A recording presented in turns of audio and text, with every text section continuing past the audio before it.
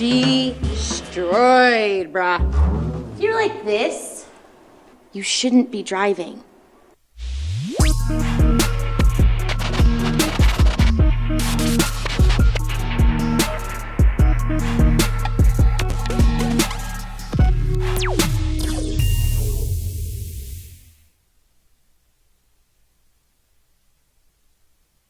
We would like to thank the following sponsors for making this broadcast possible.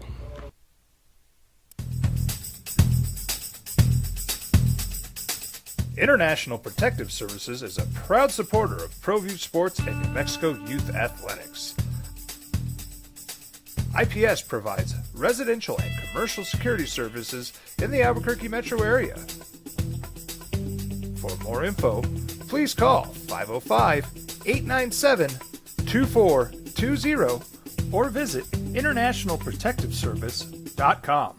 What's going on, Lobo Nation? Ja'Cory Krosky-Miller here. And I'm Devin Dampier. The Lobo football team is going through some changes, but we're here to stay. We'll put in the work on the field and in the weight room, but we'll need your help off the field. 505 Sports Venture is leading the charge in the NIL space. And you can be part of it. You make my heart better. Shorty, she better than all my intentions. Locked in, shorty, you got my attention. CEO, baby, I get you the business. Touchdown and pay you a visit.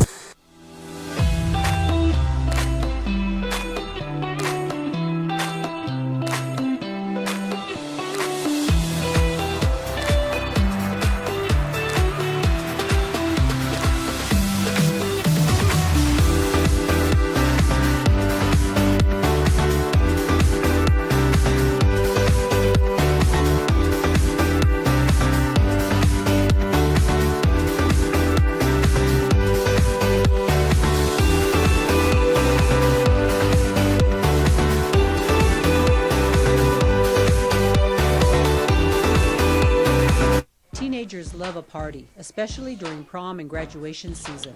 Often, alcohol is involved. Some parents think that hosting a party with alcohol in their home will keep the kids safe, but it's wrong and it's illegal.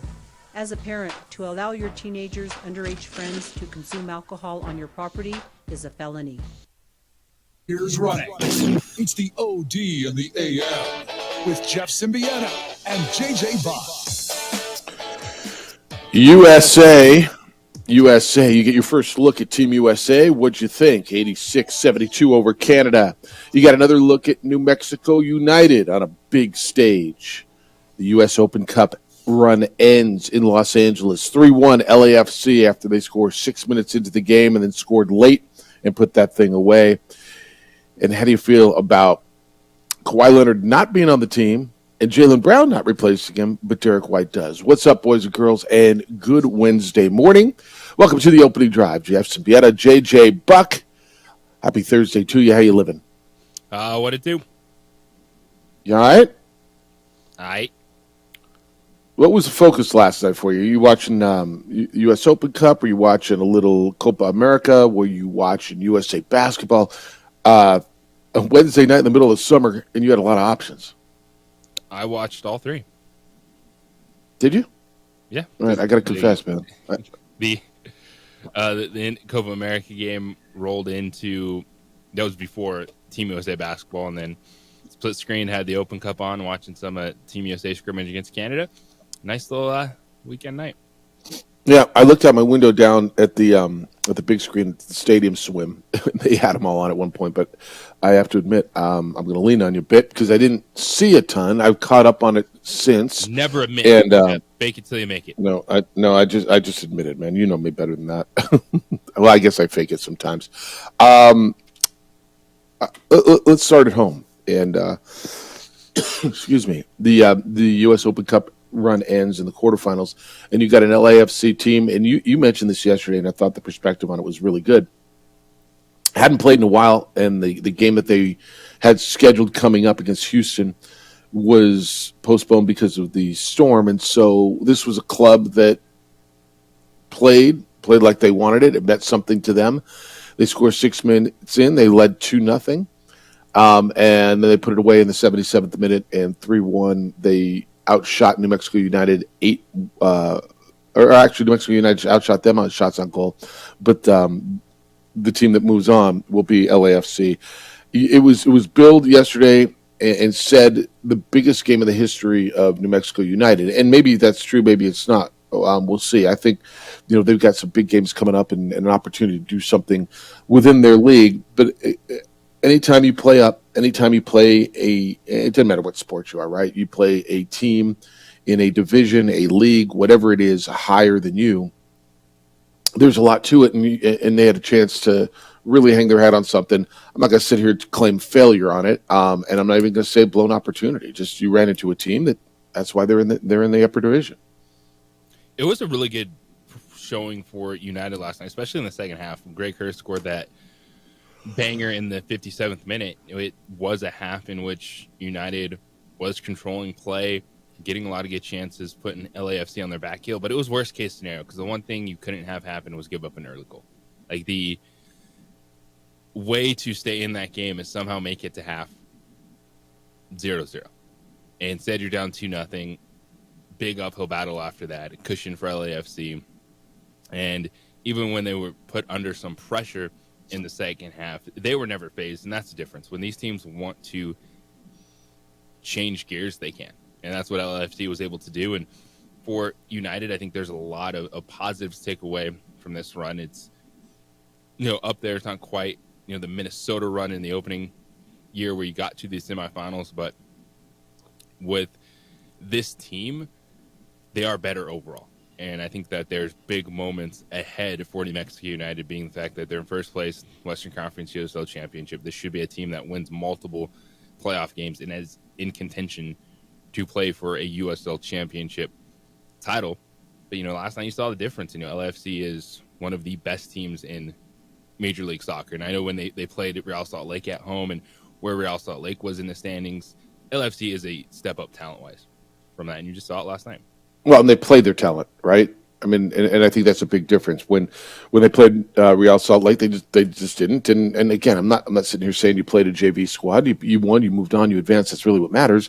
It's a great run for New Mexico United, and I think United fans should be excited about it, should be happy about it, and they're putting together the best season they've ever had. And JJ, they probably have the best team that they've ever had. Hell of a run, and to go in there, and obviously they earned some respect because, I mean, when just the attitude. Hey, we're playing our guys. We're here to play and compete. Not playing the academy guys or whatever. It's good. So that run is over, and now they'll focus on a run for the USL Championship and USL Championship. Is that how you say that? The USL Championship is the league. So the USL Championship. Okay. So that was good. What do you think of Team USA? 86-72 over Canada yesterday. You got some good Anthony Edwards. What'd you think?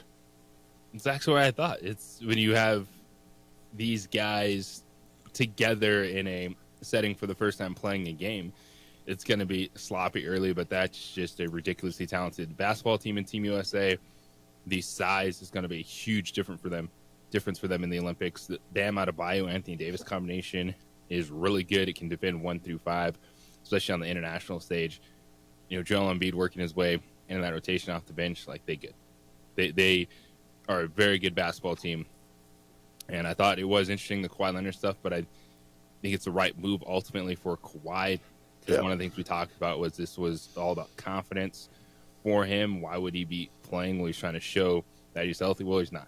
And now I think the next decision is going to come down to Kevin Durant and his calf as he's trying to make his last run with Team USA basketball. But when your options are, let's maybe go out there and get the NBA Finals MVP, which Team USA didn't, which I think it is interesting, but that some of that comes down to you get a role player in Derek White who knows how to play with other stars, the $100+ million role player for the Boston Celtics. Good problems to have.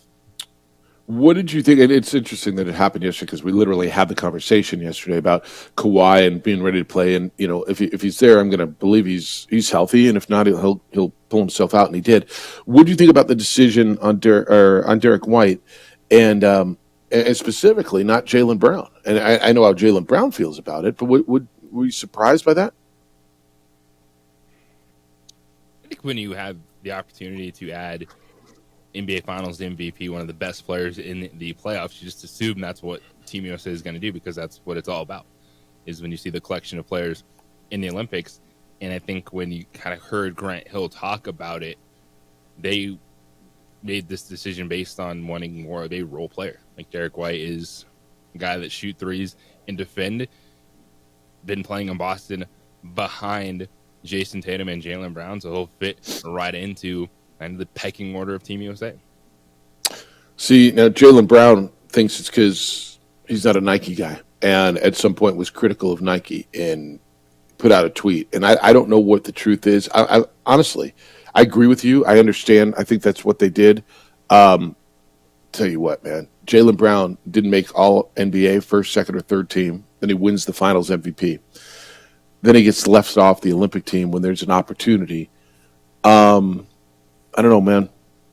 I hear you on the role player. I don't know that I ever saw Jaylen Brown demanding to be a star. I don't know that I ever saw Jaylen Brown demanding the spotlight. Not that I think that's going to cost him a gold medal. I might have gone Jaylen Brown. Plays the same position as Kawhi Leonard. He defends. He does everything you need. He can score. I was surprised when I saw it was Derek White, not Jaylen Brown. Well, Jaylen Brown is the better basketball player. And if it's as simple as that, then it's a huge missed opportunity. If there's something more in it, like they just selected all Nike guys, then that is a different conversation point. I think it is. All right, we got a lot of conversation points for you today. 505-246-0610. That's how to get here. 505-246-0610. That's the Sports Animal phone line. It's also our text line. Your emails are coming in this morning. Jeff at sportsanimалabq.com, JJ at sportsanimалabq.com. We're on the X, or at least JJ is, at _ JJ Buck. And on the Facebook, the OD and the AM. You can watch show agents producing there on Xfinity Channel 26. Coming up at 9 o'clock, we'll talk some Mountain West football with former Lobo great, one of the 3 consensus All-America in the history of Lobo football. John Sullivan, the Associate Commissioner of the Mountain West in charge of football, is going to join us coming up at 9 o'clock. We'll talk about the scheduling and the new coaches and starting the new season because we are here in Vegas for Media Day. Players went yesterday. Coaches went today. JJ, I know you spent part of the last hour yesterday talking about the standings, or at least the projected standings, the preseason poll is what I'm trying to tell you. So I want to get into that. I want to get to some of what the commissioner said yesterday, some of the feel around here, and we'll get into some of the Mountain West stuff when we get back. We'll also get into the international soccer that happened yesterday because there was a lot of that. NFL's getting closer and closer. And, boy, just a ton to do. When we come back, though, Mountain West Conference Media Day and kind of some of the highlights of yesterday. We'll do that next here on the opening drive. Hey, summertime. That's what it is, right? Hot, warm. Your car gets dirty. You're taking it on road trips. You have all over the place. Last time you paid attention to your car, cleaned it, detailed it was when. That's right. I get it, and that's why I'm suggesting on-the-spot automotive detailing. I love when they come and detail my vehicle, and they come to you. You don't have to go find them. I don't know where their office is. It doesn't matter. They know where my office is. They come to me, and I'm busy, just like you are. And while I'm working, they're outside, and they're detailing my car. I get a text. I go outside. My car looks, feels, and smells like it's brand new. Not just for me. They'll do it for you. That's what they do. On-the-spot automotive detailing, wherever, whenever it's convenient for you. It's a great gift as well. When they're done, like I said, the day you took it off the lot, they were awarded best in the city because they are best in the city. You can schedule your appointment. Call them today. The number is 505-859-2859, 505-859-2859, or you can go online and schedule right there and book at otsdetailing.com.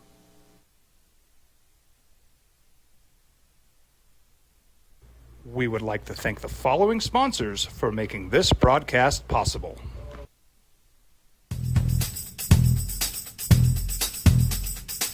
International Protective Services is a proud supporter of ProView Sports and New Mexico Youth Athletics. IPS provides residential and commercial security services in the Albuquerque metro area. For more info, please call 505-897-2420 or visit internationalprotectiveservice.com. Hi, my name is Daniel Chavez, and this is my business partner, David Chavez. We are the owners of Indeed Safety. Indeed Safety is a local safety consulting company helping our clients with their safety needs for their projects. One of the things we pride ourselves as a construction safety company is helping our men and women in construction get home safe every day to their families. Indeed Safety is a proud supporter of ProView Network.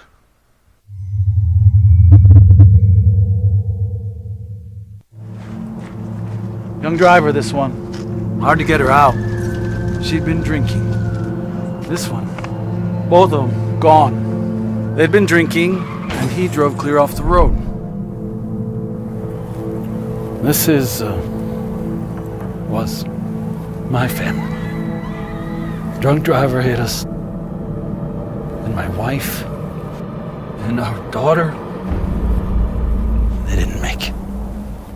Don't sacrifice quality and flavor when you're in a hurry.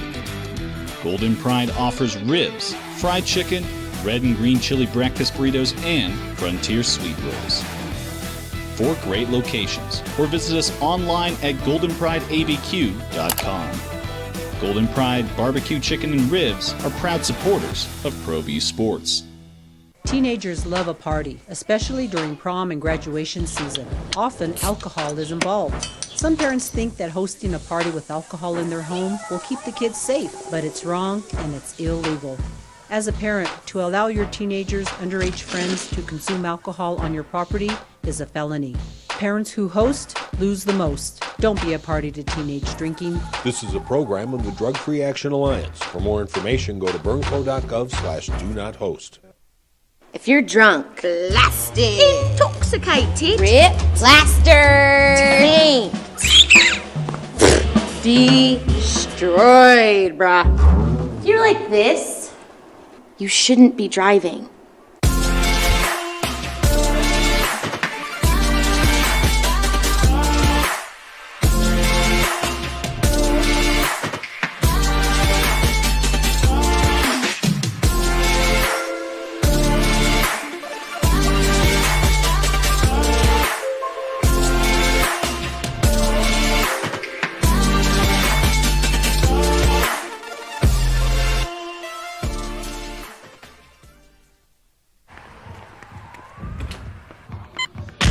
These are more than just the sounds of a safe place to go after school.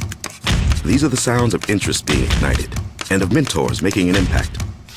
At Boys and Girls Clubs, we don't do just one thing. We do whatever it takes to meet the needs of every kid who comes through those doors. Because whatever it takes is what it takes to build great futures.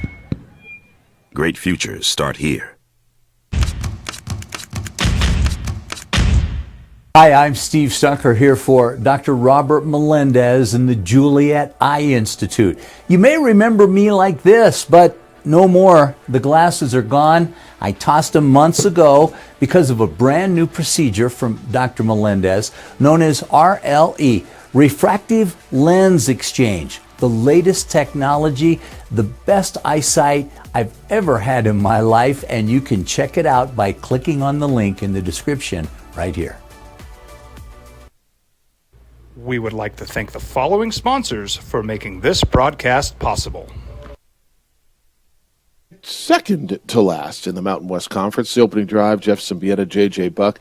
JJ, I don't even know how to look at it, right? It's like, I don't know if I'm surprised. In fact, I spent quite a bit of time last night getting to know Jeff Choate, the Nevada head coach, and his team was picked last. And he says, you know, I got some surprises. I got some stuff people don't know about, and actually really enjoyed Jeff Choate yesterday. But I don't know. Does it matter? Last, second to last, does it matter? I mean, I'm not going to lie. I guess I might have been a little surprised. But maybe when I think about it, the voters are probably saying, man, we don't know anything about those teams. And gosh, I know a little bit about one coach and the other, and I'll vote the coach I know who's had some success in Bronco Mendenhall above Jeff Choate. It's probably how people came down to filling out the back end of their Mountain West football ballot. Now, were you surprised at number 2, UNLV instead of Fresno State? Yes.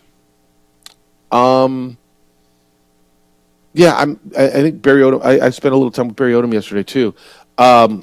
and another guy who thinks he's got a really good football team.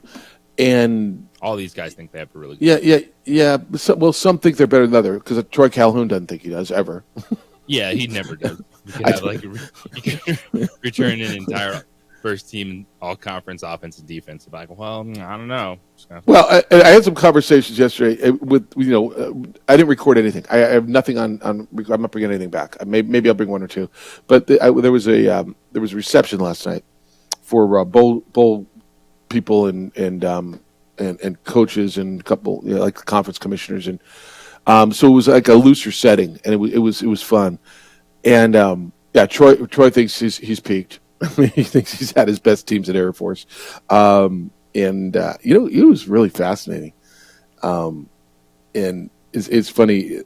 The young lady working the reception desk when he checked in didn't know who he was. She's like, I thought he was like 12. Spencer Danielson, the head coach at Boise State. He was telling me about how he got the job. He's coached at two places. JJ coached at Azusa Pacific and then at Boise State. Now he's the head coach. And he's had all these opportunities. I know Brian Harsin wanted him to go to Auburn, and he had just had a child been born and didn't go, and so he stayed at Boise State. That's a good team. Their stud player, Ashton Genty, who, I don't know, JJ, we'll find out. People are telling me he may be one of the best running backs in the country, and he might be, right? He might be. Was holding like media outings. Did you get the emails? Were you on that list from Boise State?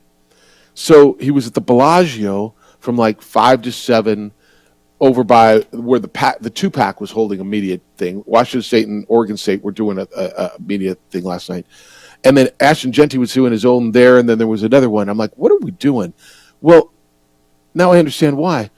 The Circa, where, and you were here last year, where the Mountain West hosts media days. JJ, you have to be 21 to get onto the property, and he's 20. And he couldn't get to media days. And how could they not have their Heisman Trophy candidate running back not be available for the media? So they brought him to Vegas, and he's over at different properties and hosting his own things around town. Kind of crazy, huh? So why the Lobos didn't bring a quarterback? Is that why Devin Dampier, he's not 20? Yeah. Or he's not 21? Yeah. He wasn't old enough to get onto the property. It's interesting. All right, what'd you think of? Well, I'll tell you my thoughts, and I'm interested in yours. I don't know how much you watched of Gloria Tavares, the commissioner, and I spent actually quite a bit of good time with her. I had lunch with her yesterday, but during her address, she talked about the scheduling agreement that she feels really good about with Washington State and Oregon State. I'm not sure everybody does, but the commissioner does, and they're going to see how this goes. I'm not convinced this will happen again, and certainly if some of the football coaches have their say about it. And then, just the stability. JJ, somebody told me that, I think it was John Sullivan, who's going to be with us, the Associate Commissioner for Football. Because I was talking last night about this league and the stability. We're always talking about realignment, and we're watching every other league. And I think Gloria's done a great job keeping the league together. And I was told there was no movement, addition or subtraction in this league since 2013. I'm like, holy smokes! Think of what college football has become, and this league has become pretty steady. I don't know if that's positive, negative. I don't know what that says to you, but I think it says something, don't you?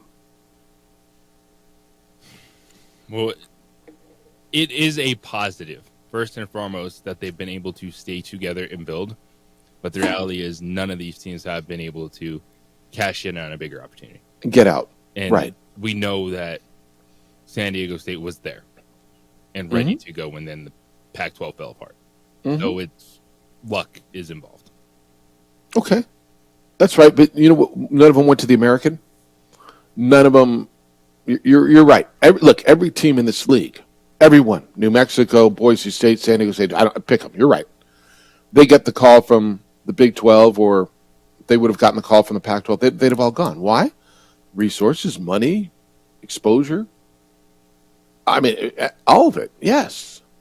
Every one of these schools in this league think that they should be there. I talked to a number of ADs yesterday about the stability. it's an interesting league, man, because, and I spent a lot of time at the Big 12 the other day. There's a different feel, certainly, but this league kind of, at least for now, knows who it is. And while every team in this league is positioning itself for whatever's next and whenever it's next, and something's going to become of the Pac merger, I think. There's I don't know if it's a comfort. There's something about this league that, I mean, everybody knows who they are, and this league works. This league fits. And I know there's some that think they're better. It's an interesting league, and I don't know. Maybe it's me just getting numb to it after all these years and coming to this thing. But it makes sense, and not all leagues make sense. When I was sitting in a room the other day with UCF and Arizona in the same league, Central Florida and Arizona, it's like, well, what are we doing? And there's West Virginia, and there's Iowa State, and I'm like, wow, this one makes sense. I don't know. Be an interesting year. It's certainly going to be an interesting year, and stuff's going to shake down. What'd you take out of her? Anything? Because there wasn't a ton of meat, JJ. She didn't answer a lot of questions. She was very Brett Yormark in answering questions. Well, you can't. There's I know. nothing to say because you're waiting on what Washington State and Oregon State want to do with trying to rebuild that banner of the Pac-12, and if you're wondering if there's any more revenue out there. But based on what has happened, knowing that in a year the Mountain West is going to be out there negotiating their media rights once again, in a world that there's still some positive momentum for live sports and college athletics, I think what she said is the right thing. Is you just focus really 1 year at a time. The fact that they were able to have the TNT partnership with football, shows that the momentum the conference has, the ability that they have to position themselves in this market moving forward. I do think with what we've heard said from Washington State and then yesterday around the Mountain West Conference, we'll know probably by early spring what direction they're going to go and try to do, and then that will kind of give the Mountain West some guidance on how to handle those two schools. Well, I think you're looking at two things. That certainly is one of them, and the other one is going to be what happens at the ACC, and what happens with Clemson and Florida State, and do they stay there? If they don't stay there, does the ACC look to expand? If the ACC looks to expand, where do they go? Do they go west? How far west? Who west? Is it those two schools? Is it a Colorado State, an Air Force, San Diego State? Who is it? Right? And I think those are the two things you're looking at. And when we come back, I want to get into where the Lobos are, who the Lobos are, the perception, and what you think going forward. Bronco Mendenhall will do the rounds today. You had the two players going around and doing it yesterday. 505-246-0610 is how to get here. John Sullivan, the Associate Commissioner of Football for the Mountain West Conference, is going to be with us coming up at 9 o'clock on the opening drive on 95.9 FM and AM 610, the Sports Animal.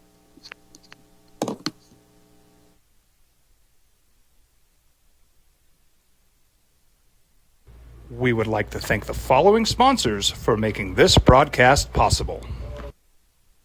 If you're drunk, blasted, intoxicated, ripped, plastered, destroyed, brah. If you're like this, you shouldn't be driving. We would like to thank the following sponsors for making this broadcast possible.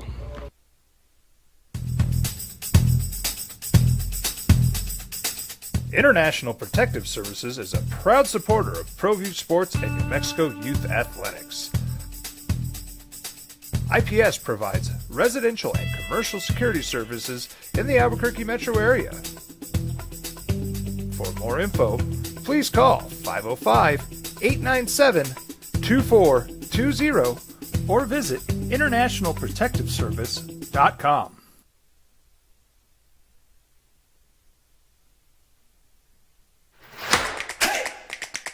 Albuquerque's leader in sports is ProView. From pros to prep, all your favorite action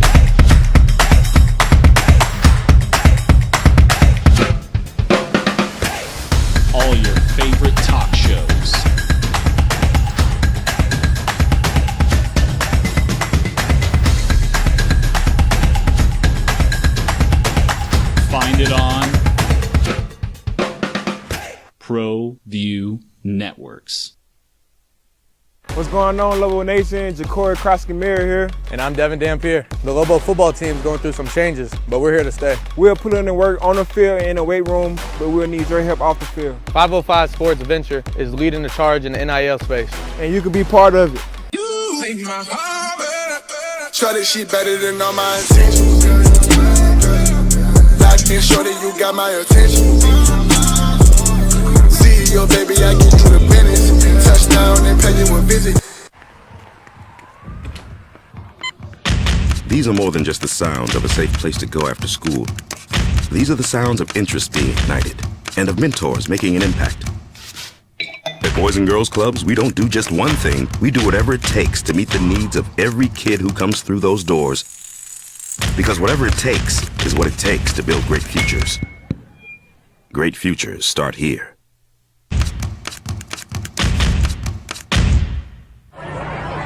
Hey, look! It's Dwight Goodman! Boom!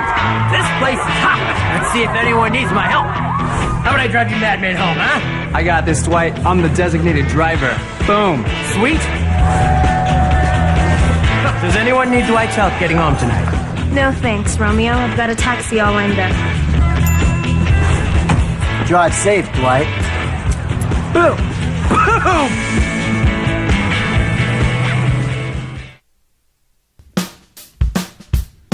Well, I'm going to the frontier, walk up to the cashier, order up a root beer and a #1. Cover it with green stuff, one scoop is not enough. Find a booth is real tough, back by the Duke. Meet my family, meet my friends in the quirkiest restaurant I have ever been. All of Albuquerque's favorite spot, it's the Frontier Restaurant. The Frontier Restaurant is a proud supporter of ProView Networks. Don't sacrifice quality and flavor when you're in a hurry. Golden Pride offers ribs, fried chicken, red and green chili breakfast. To be the winner of the Mountain West Conference by the media poll, 38 of the 46 first place votes. UNLV second, Fresno State third.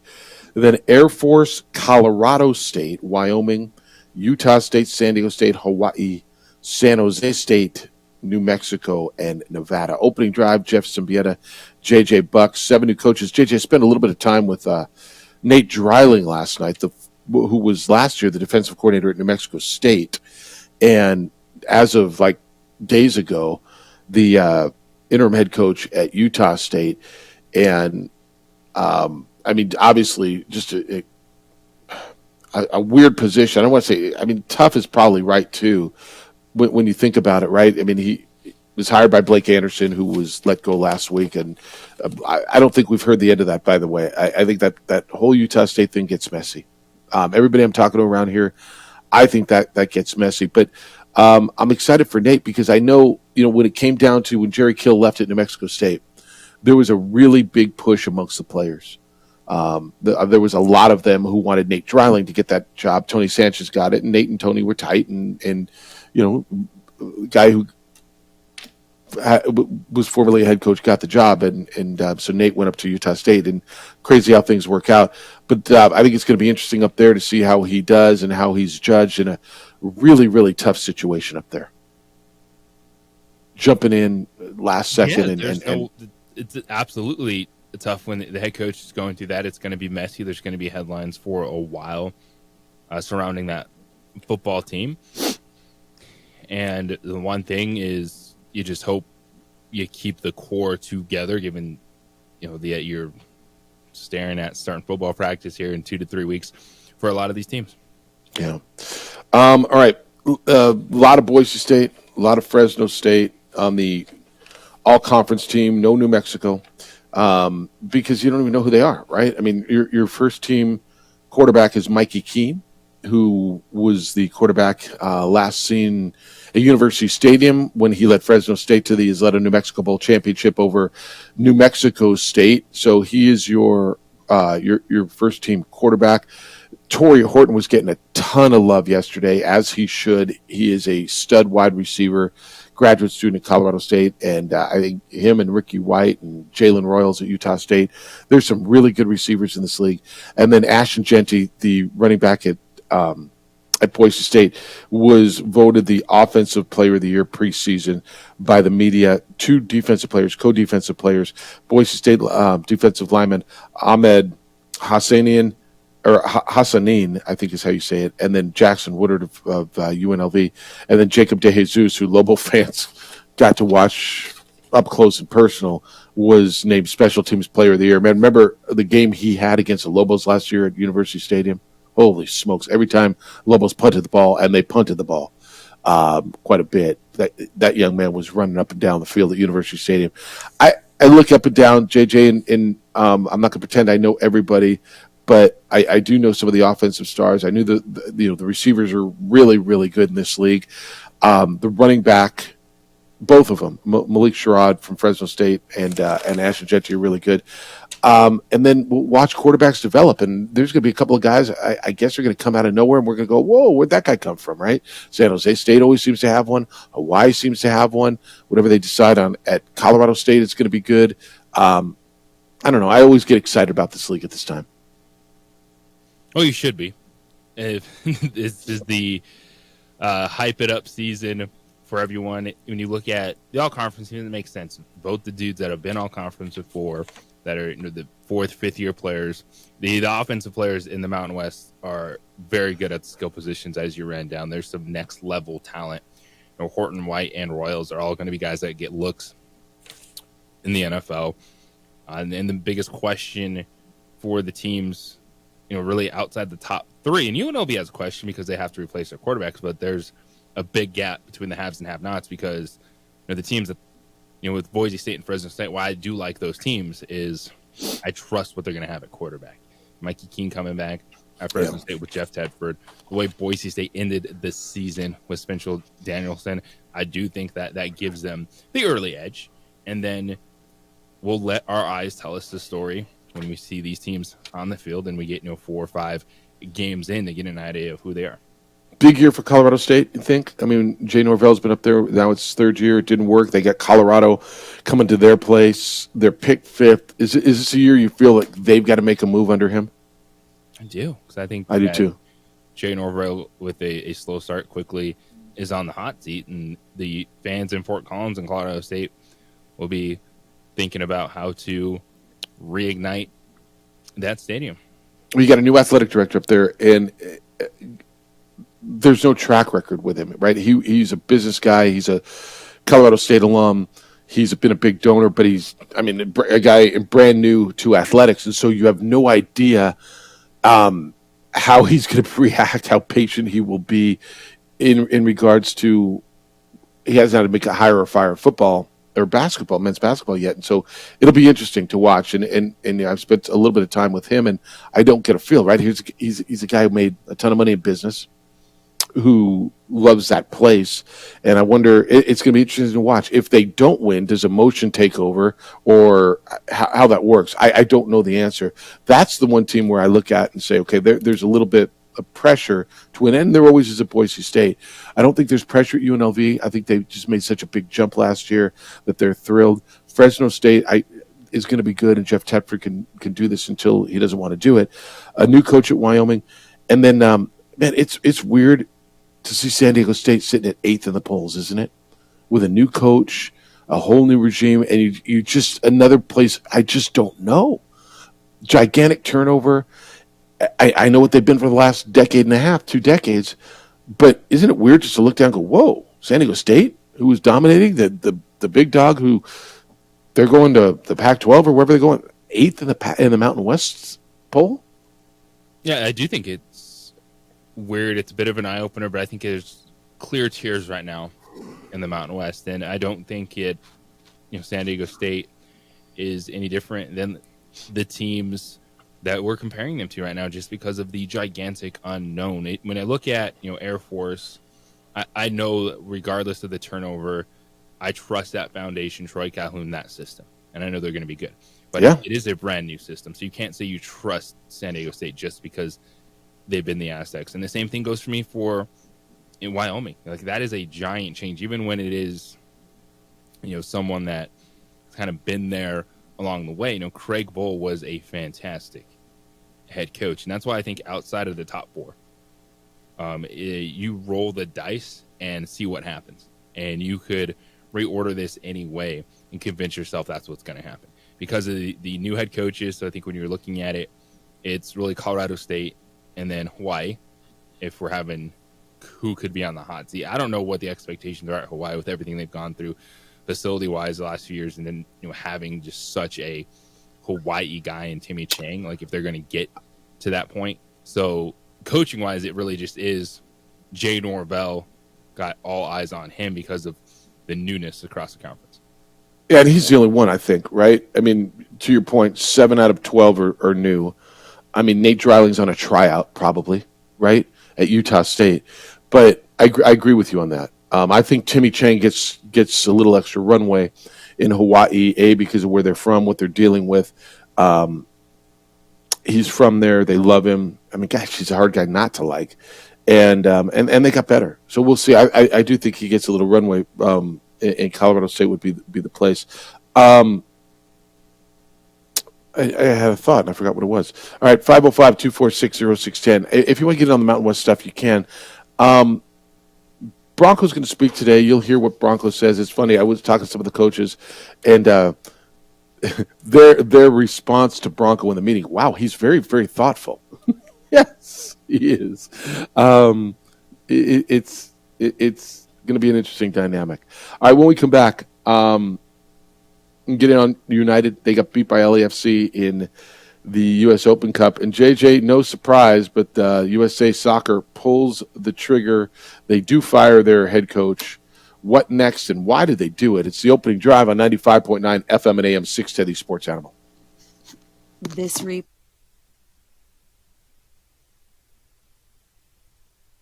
We would like to thank the following sponsors for making this broadcast possible. Hi, I'm Steve Stucker here for Dr. Robert Melendez and the Juliet Eye Institute.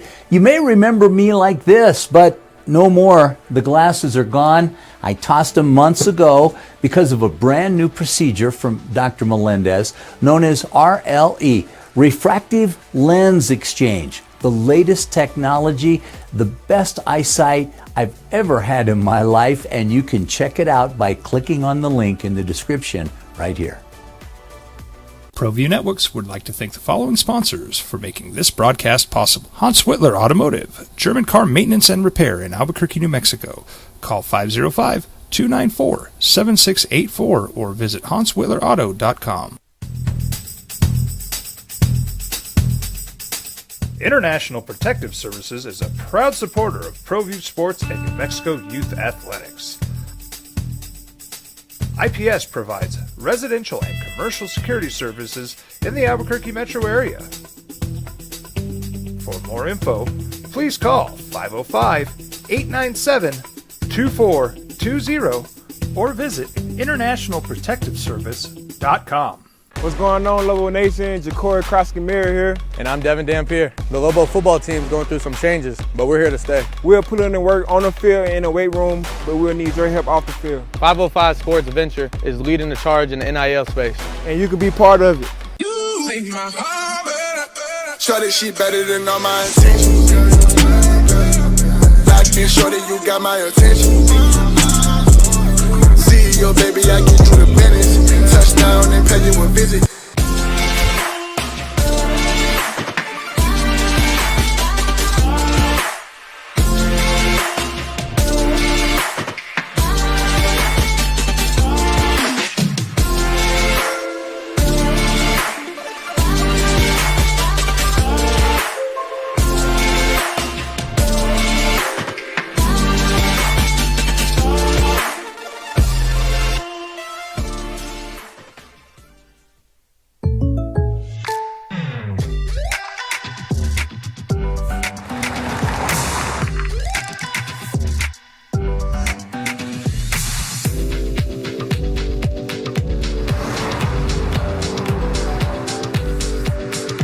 For surprisingly great rates, contact your local State Farm agent today.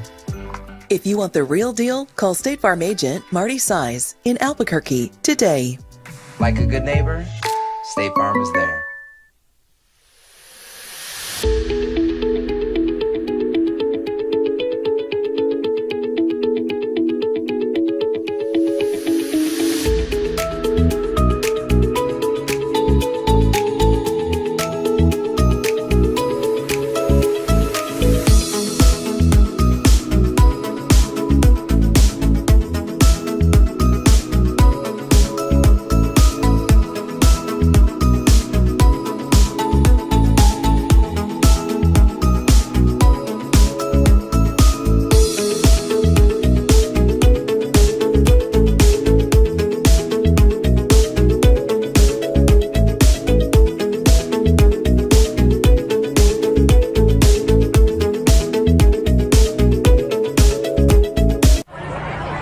Hey, look! It's Dwight Goodman! Boom! This place is hot. Let's see if anyone needs my help. How about I drive you madman home, huh? I got this, Dwight. I'm the designated driver. Boom. Sweet? Does anyone need Dwight's help getting home tonight? No thanks, Romeo. I've got a taxi all lined up. Drive safe, Dwight. Boom! Boom!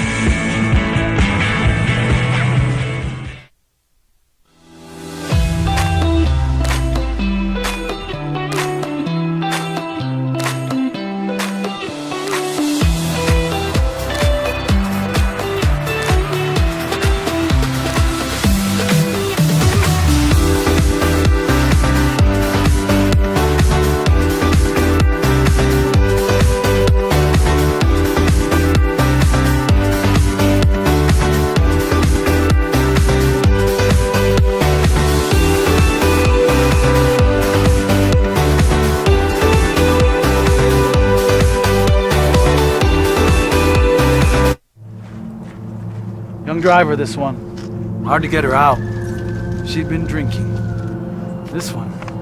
Both of them gone. They'd been drinking, and he drove clear off the road. This was my family. Drunk driver hit us. And my wife and our daughter, they didn't make it. The text line is open for you as well at area code 505-246-0610. That is also the Sports Animals phone line. Jeff Symbieta, JJ Buck in Vegas and in Albuquerque. Mountain West Conference Media Day will conclude today with the coaches and see what they have to say. And players were yesterday. It's interesting how each league does it too. And I don't know. Are you a fan of JJ the media day where the coaches go to the podium and do like one big speak? And I don't know. Maybe it's good for TV. Are you a fan of that? Honestly, I think it comes down to the size of the event that you have and the timing of it. Okay. Yeah, the Mountain West doesn't do it. They're not going to. And you know, like I was told, and correctly so, nobody asks a question. Right? Nobody wants to get their questions out, and then they all do a scrum off to the side of the stage, and then they get them all at their breakout sessions, and they get it's the same thing over and over. So they've gotten away from that. I kind of enjoyed that at the Big 12 the other day, but I understand why they don't do it. All right, this had to be no surprise. U.S. men's national soccer team coach Greg Berhalter was fired a little over a week now since they were eliminated from Copa America. High expectations, didn't make it out of group stage, playing in a group with Panama and Bolivia.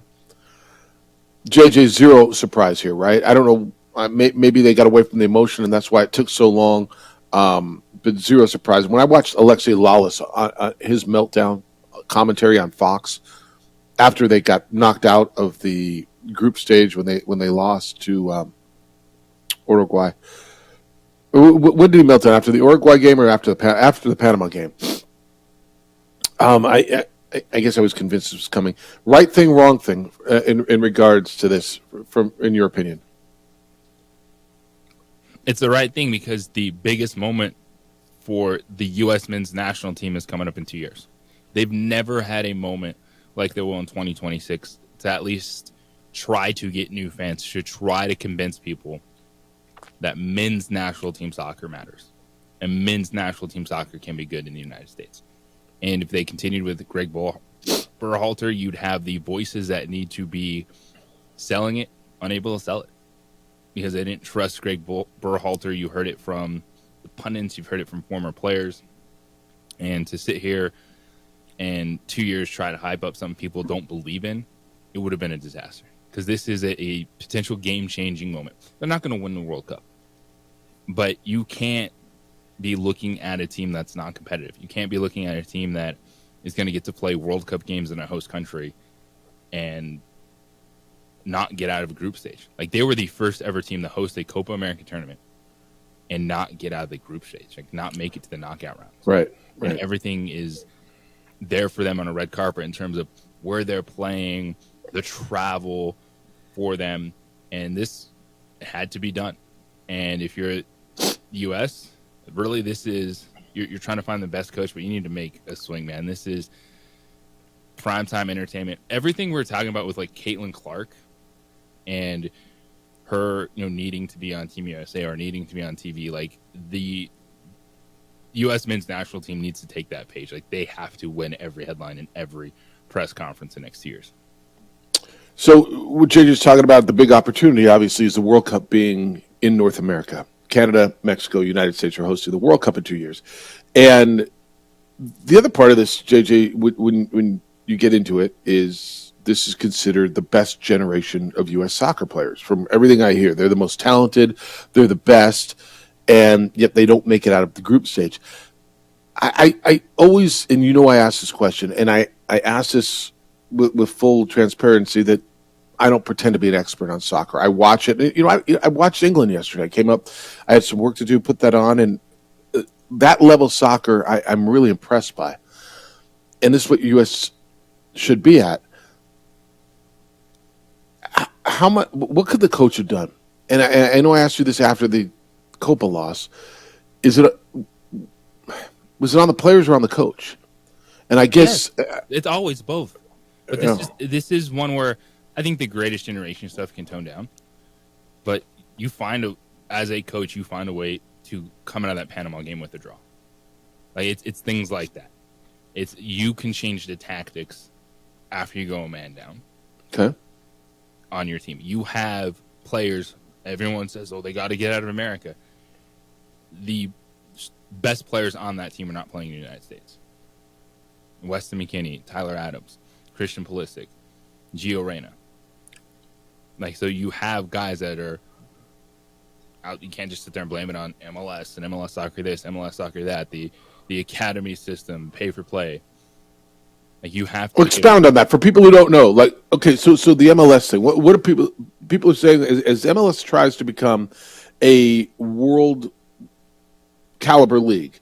The best players in the world go overseas. They go to Europe. They go play in different leagues. It was always a fallback of when when we saw of course Wondolowski, Landon Donovan, Dempsey, like all those guys were playing MLS soccer, and people would say, "Well, they can't be any good because you can't get out of the United States." And it was a fallback of looking at MLS and United States players not being any good, and now everyone talks about soccer is a game that it's just so hard to play. And I'm like, look at youth sports right now. This is not just a soccer thing. Tell me where you're not paying outrageous amounts of money to try to get your kids to play any sports right now. Like, it's a United States thing. It's not the reason you can't get out of a group. With the US. Is it different? Is it different in soccer because they feel it's different than it is in the rest of the world? Where in Uruguay or Panama, have the size of the academies, but at some point in time, when you have this team, stop telling me about 7-year-olds trying to play on the weekend. Like, that has nothing to do with Greg Berhalter not getting his team out of the group stage in Copa America. Yeah. And by the way, I think it was needed too, without knowing what his specifics on the tactics. Obviously, you're not going to change the whole roster, and if you think your team is that talented, then Greg Berhalter had to go. Something had to happen. No matter how much the team seems to love him, there had to be a change, and this was a freaking disaster. I mean, as far as the world stage, as far as where U.S. soccer is, as far as where U.S. soccer intended to go and use this as the launching point, they flat out fell on their face and in some respects are being laughed at, right? And you're watching everybody around the world. I'm watching Uruguay play Colombia, and they can't get through Bolivia. And so, yeah, it had to happen. I don't have a problem with it. I understand why. I just, you know where I always sit on this. I mean, it feels like, and maybe I'm not in the right circles or reading the right thing.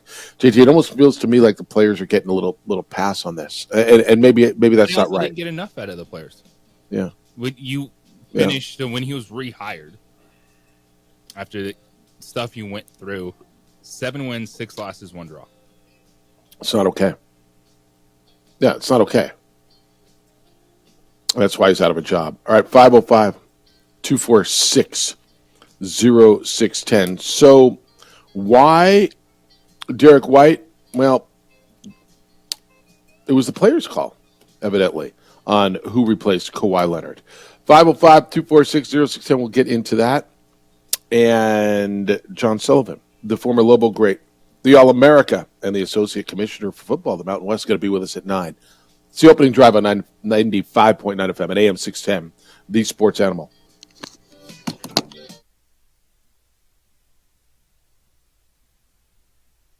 We would like to thank the following sponsors for making this broadcast possible. What's going on, Lobo Nation? Ja'Cory Krosky-Miller here. And I'm Devin Dampier. The Lobo football team's going through some changes, but we're here to stay. We'll put in the work on the field and in the weight room, but we'll need your help off the field. 505 Sports Venture is leading the charge in the NIL space. And you can be part of it. You make my heart better. Shorty, she better than all my intentions.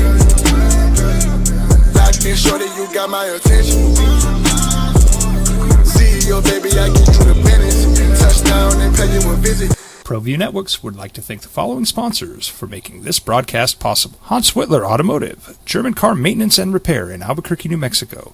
Call 505-294-7684 or visit hanswhitlerauto.com. If you're drunk, blasted, intoxicated, ripped, plastered, destroyed, bruh. If you're like this, you shouldn't be driving. Well, I'm going to the frontier, walk up to the cashier, order up a root beer and a number 1. Cover it with green stuff, 1 scoop is not enough. Find a booth is real tough, back by the Duke. Meet my family, meet my friends in the quirkiest restaurant I have ever been. All of Albuquerque's favorite spot, it's the Frontier Restaurant. The Frontier Restaurant is a proud supporter of ProView Networks. These are more than just the sounds of a safe place to go after school. These are the sounds of interest being ignited and of mentors making an impact. At Boys and Girls Clubs, we don't do just one thing. We do whatever it takes to meet the needs of every kid who comes through those doors. Because whatever it takes is what it takes to build great futures.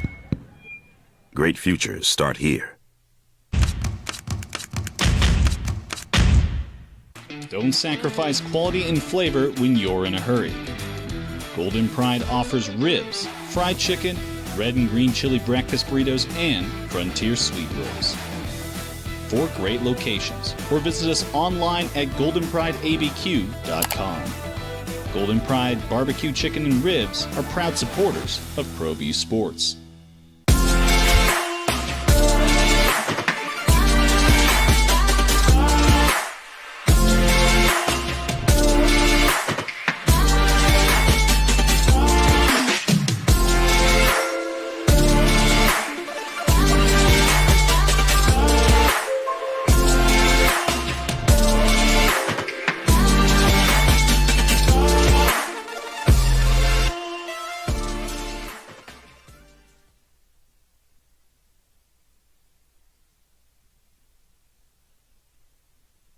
We would like to thank the following sponsors for making this broadcast possible.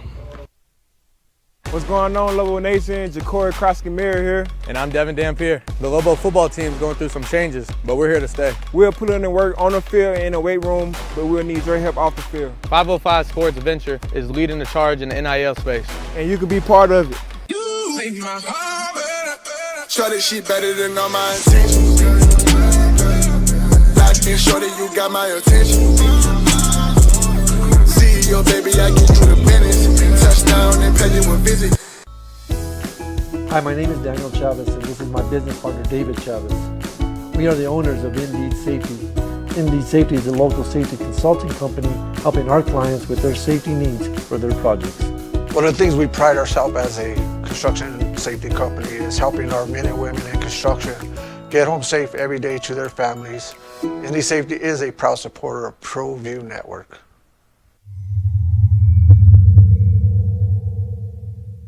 Teenagers love a party.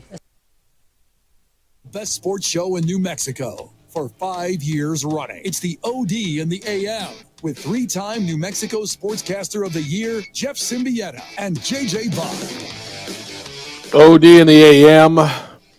Glad you're with us on a Thursday morning. Jeff Symbieta, JJ Buck. We were just talking about the USA Soccer, JJ. I just was watching the scene that unfolded last night. So Uruguay and Colombia played in the semifinal of Copa America. This was in Charlotte, North Carolina. And after the game, it was wild. Players from Uruguay were in the stands fighting with Colombian fans at Bank of America Stadium. It was nuts. Jose Maria Jimenez of Uruguay was telling Fox Sports after the game, he said, this is a disaster. Our family was in danger. We had to get into the stands to get our loved ones out with small newborn babies. There was not a single police officer, and we were there standing up for our own. You can see Colombian fans were throwing drinks and punches at players, security.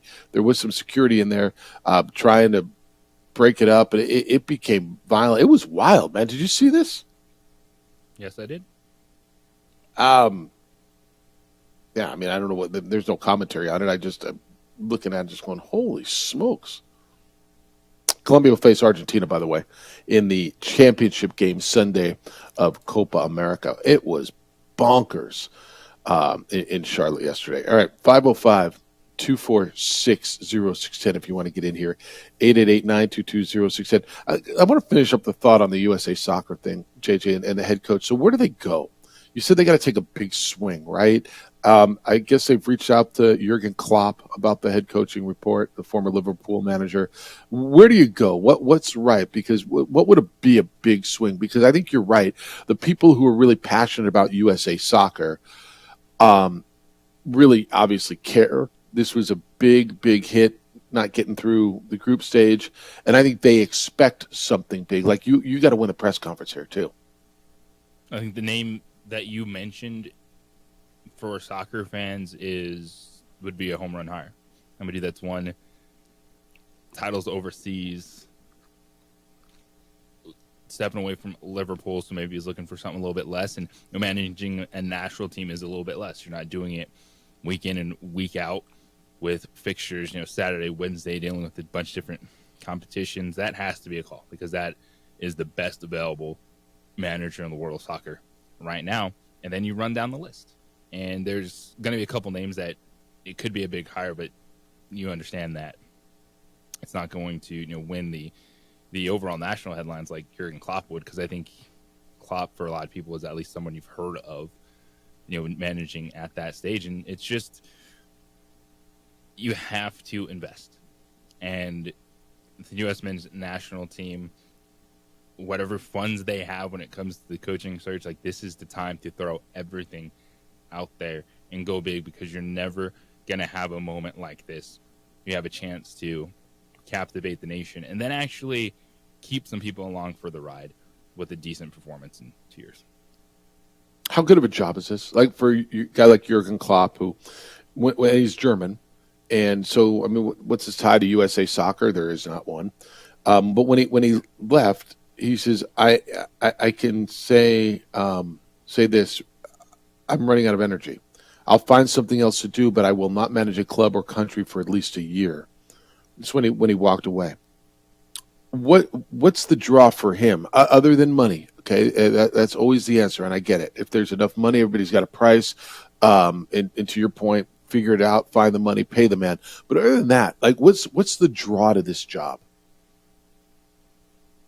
If you're not an American soccer star, to do what people think can't be done.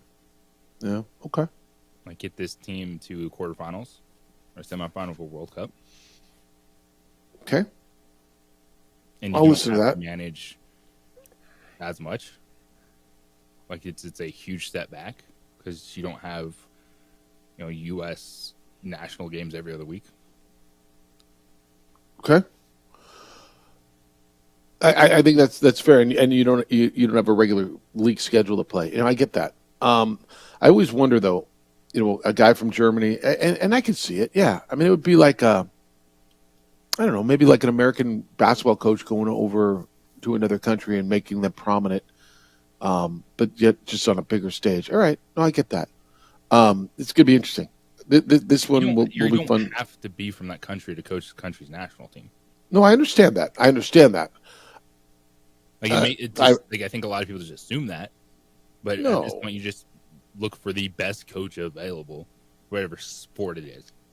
Didn't Mike Brown coach Panama or something in World Games? Like American coaches are coaching overseas all the time in basketball. So no, I get it. It's the same concept. All right. So when Kawhi Leonard stepped down from USA basketball, this was yesterday. We were having this conversation. If Kawhi's not well, if he's not healthy, should he step down? Grant Hill is Team USA executive director, and he said that the decision to send Kawhi Leonard home from camp and then replace him with Derek White rested with the team. That it was their decision. So, quote from Grant Hill now, we just felt that we had to pivot and not get into the particulars in terms of what went into the decision, but we just felt what was in our best interest, but also the Clippers and Kawhi's best interest to move in a different direction. So that was to send him home. We tried. I think we all tried, gave it a valiant effort, and unfortunately we have to move forward. JJ, this feels easy to me on Kawhi. And you mentioned this earlier in the first hour today. The next decision is Kevin Durant's, right? But if Kawhi wasn't ready to go, what are we doing? And everybody wants to be on the Olympic team. Everybody wants to get a gold medal. I get it. But if you're not healthy and you just miss the end of the season, what are we doing? You got this multi-hundred-something million contract. This seemed easy to me.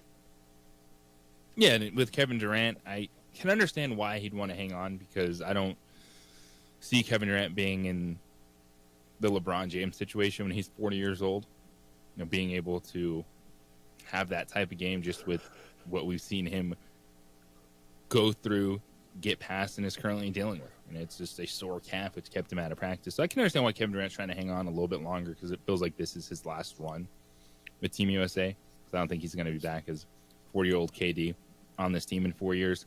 But that would be the biggest one because Phoenix, you want to give him this opportunity, but man, this is the investment that they have in KD and that roster with Devin Booker and Bradley Beal, knowing that you have to have him for 70-plus games to have a chance in the Western Conference. Right. One will be watching over the weekend. All right, so when Kawhi left, Derek White got put on the team. And Jalen White, his teammate on the Celtics, obviously wasn't very happy. He put out some tweets and emojis, and then he tweeted at Nike, and he said, "This what we doing?" ? To Nike. Yeah, Nike's a sponsor of Team USA. And so Grant Hill was asked about the tweets that Jaylen Brown set out, and he shot down the idea, did Grant Hill, that Nike, the shoe company, had anything to do with the decision to pick White. He said that leaving anyone off this team is the most difficult part of his job. Quote again, this is Grant Hill. You've got 12 spots you have to build a team. One of the hardest things is leaving people off the roster that I'm a fan of, that I look forward to watching throughout the season, throughout the playoffs. Guys who've been finals MVPs, guys who've been part of the program, guys who've won gold medals, guys who I respect, admire, and enjoy watching. But the responsibility that I have is to put together a team that complements each other, a team that fits a team that will give us the best opportunity for success. And so whatever theories that might be out there, they're just that. But that's my responsibility. It's tough. I have to have conversations, tell people they're not on the team. I'm trying to win. I'm trying to put together the right pieces, blah, blah, blah. So he flat out shot down the Nike idea, which, okay, I know he has to, and he might be right, by the way. I don't know. I don't know the answer. Derek White's really good. Jalen White, like you said earlier, Jalen White is a better player. But it's interesting just listening to all the basketball people in regards to why Derek White's a better fit. And JG, they might be right. I'm just struggling thinking Jaylen Brown is not a good fit on that team. I'm right there with you. Like it with what Jaylen Brown is saying, he was ready. He wants to be on Team USA. He's,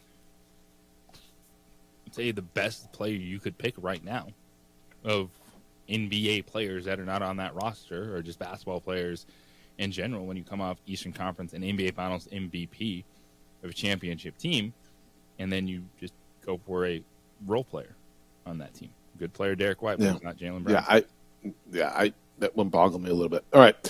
We're going to talk with Mountain West Associate Commissioner for Football, John Sullivan, the former Lobo All-America.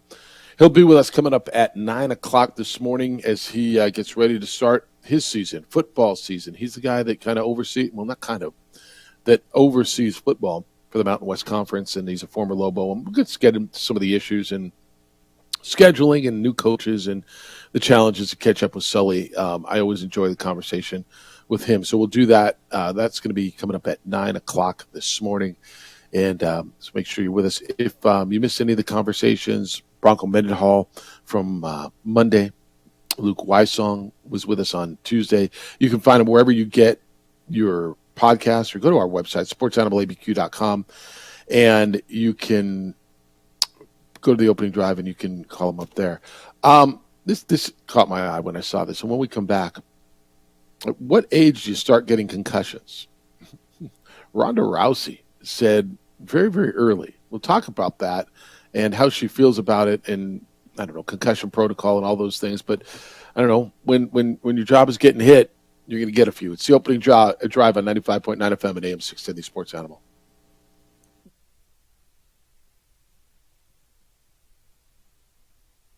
We would like to thank the following sponsors for making this broadcast possible.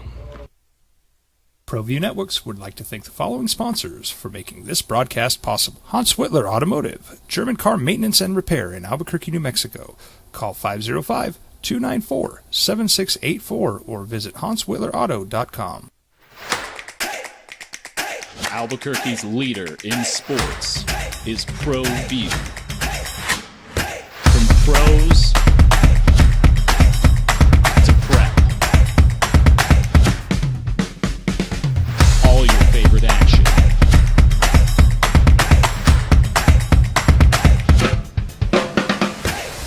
All your favorite talk shows.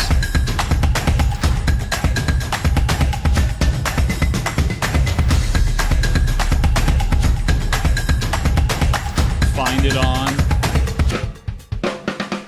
ProView Networks.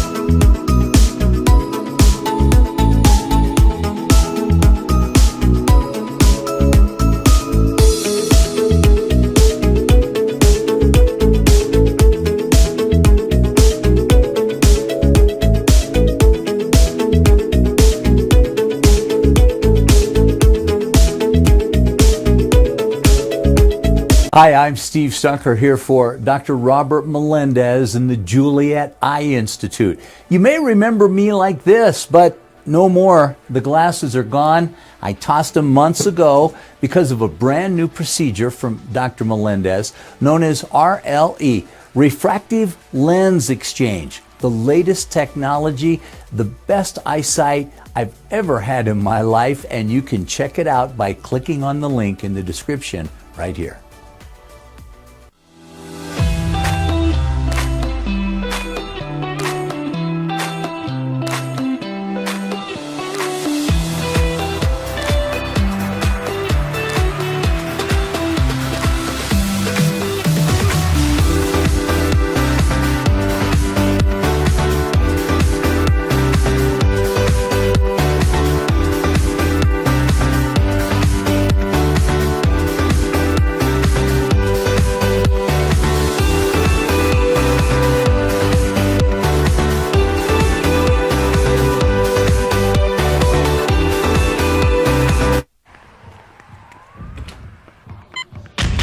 These are more than just the sounds of a safe place to go after school.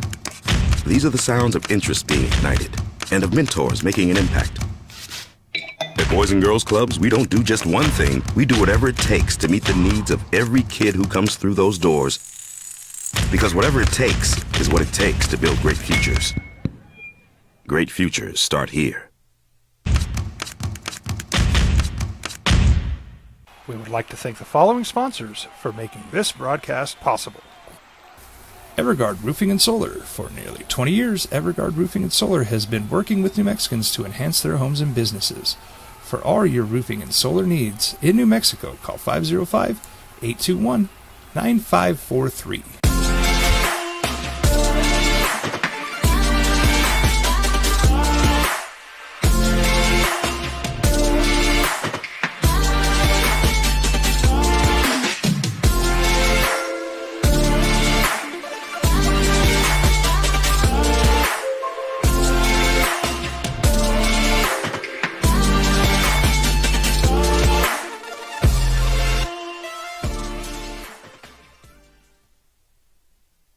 We would like to thank the following sponsors for making this broadcast possible.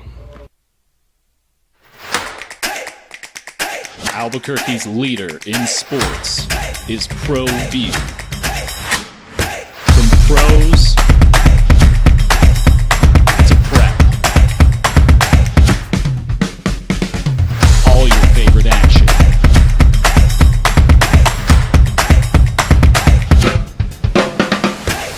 All your favorite talk shows.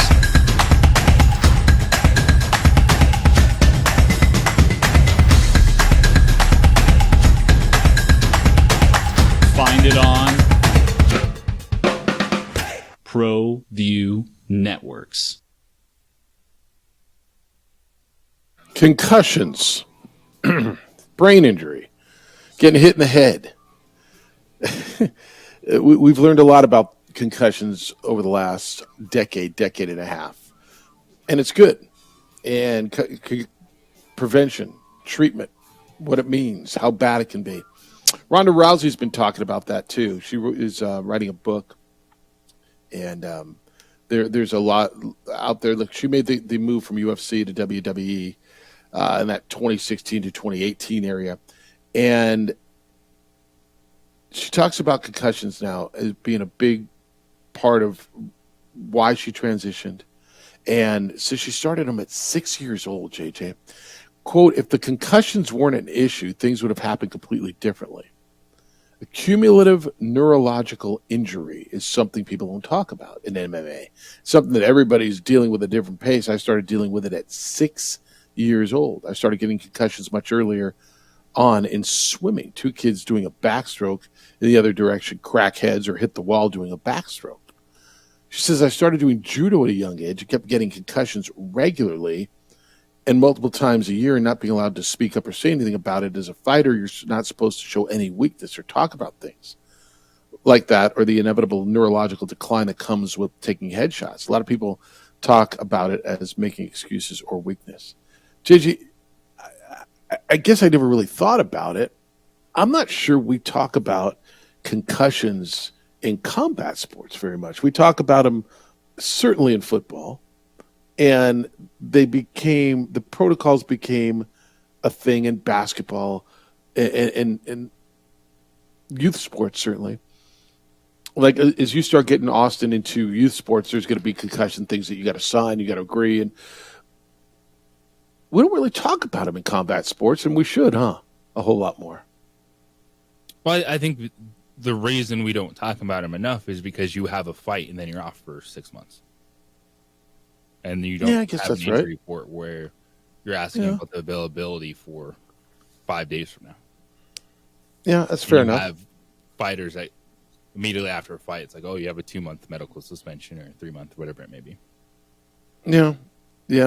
I think we talked about the effects on boxers over the years, and we saw, did the Parkinson's and Muhammad Ali's decline, was that there was no way to directly attribute, but you've seen what happens to some of the old school boxers. You look at the 70s and Joe Frazier, Ken Norton, those guys.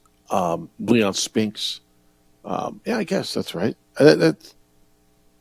You watch them, you fight, and they go somewhere, and they got to go deal with their own stuff. And you're right, because they're not in the public eye after that. No, it's a really good point.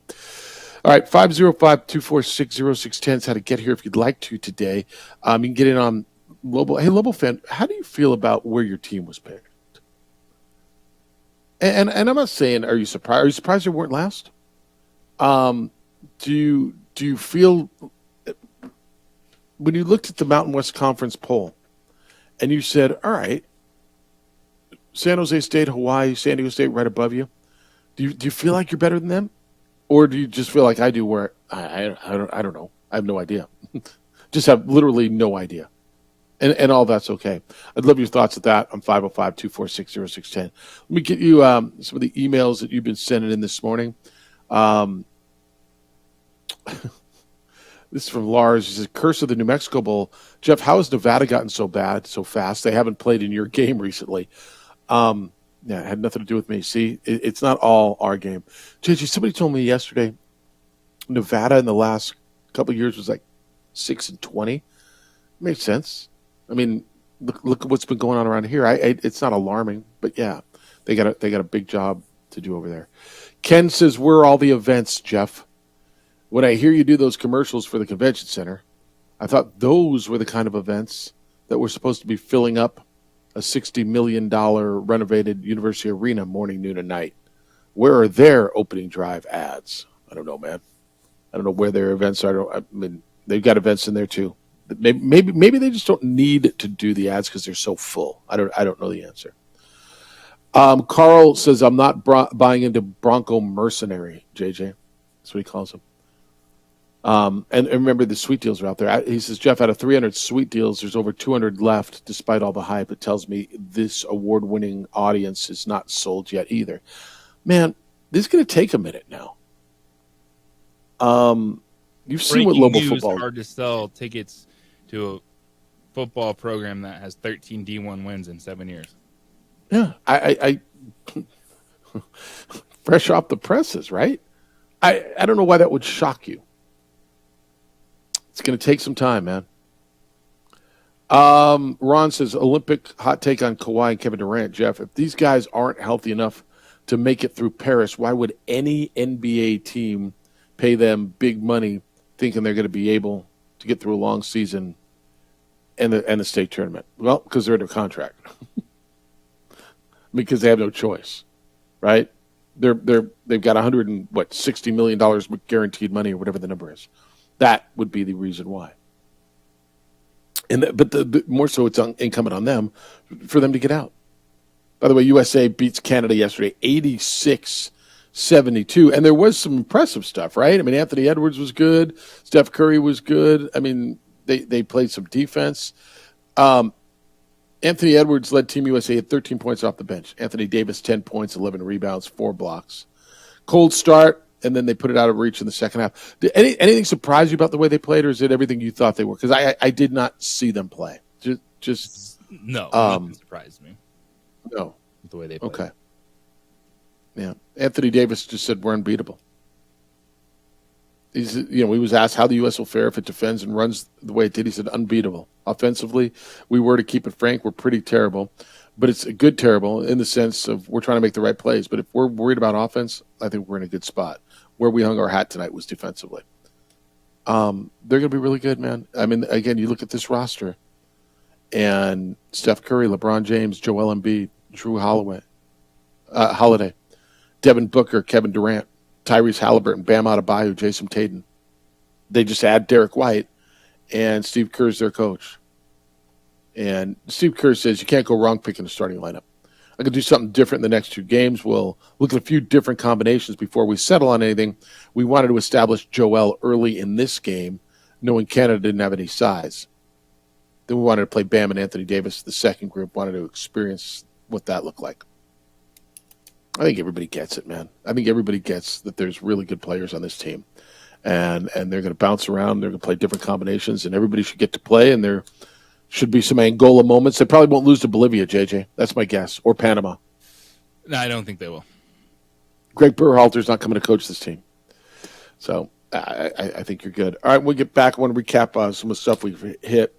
New Mexico United, if you were watching that, they get beat yesterday by LAFC in the quarterfinal of the U.S. Open Cup. You can get in on that. And I got some NFL stuff for you as we get ready and get closer and closer to camp. I'm going to ask you this question.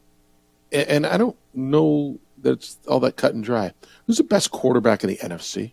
Is it Dak Prescott? It's the opening drive on 95.9 FM and AM 610 to the Sports Animal.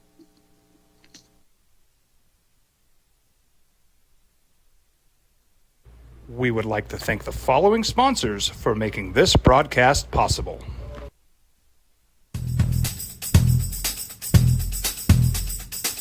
International Protective Services is a proud supporter of ProView Sports and New Mexico Youth Athletics.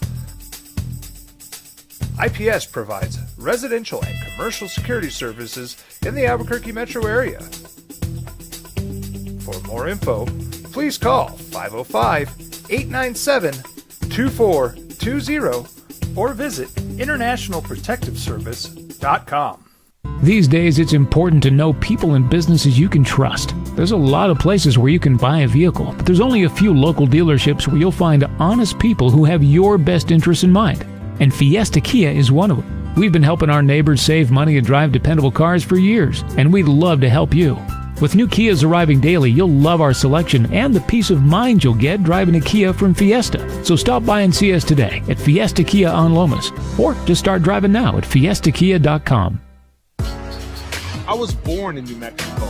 I grew up on these streets. I got in trouble here, and I fought my way back in boot camp. I love New Mexico, especially the people.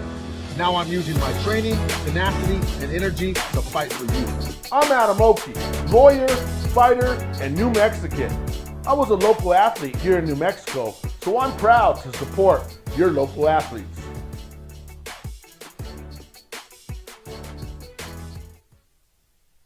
We would like to thank the following sponsors for making this broadcast possible. Hi, I'm Steve Stucker here for Dr. Robert Melendez and the Juliet Eye Institute. You may remember me like this, but no more. The glasses are gone. I tossed them months ago because of a brand new procedure from Dr. Melendez known as RLE, Refractive Lens Exchange. The latest technology, the best eyesight I've ever had in my life, and you can check it out by clicking on the link in the description right here. What's going on, Lobo Nation? Ja'Cory Krosky-Miller here. And I'm Devin Dampier. The Lobo football team's going through some changes, but we're here to stay. We'll put in the work on the field and in the weight room, but we'll need your help off the field. 505 Sports Venture is leading the charge in the NIL space. And you can be part of it. Shorty, she better than all my intentions. Like me, shorty, you got my attention. See your baby, I get you the business. Touchdown and pay you a visit.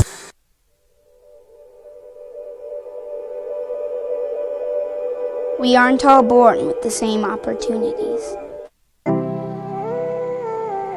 But it's the people who care that change everything. Get ready, Sprout, get ready! My coach, my teacher, my older sisters, my grandma, my brother, my tutor, my dad, and my mom. As New Mexicans, it's up to all of us to do our part. So that no child goes without love. And no family has to do it all on their own. They're all our children. Every single person is called to make a difference in the life of a child. It's up to all of us to do our part. To pull together. Pull together. Pull together. To make New Mexico the best place to be a kid.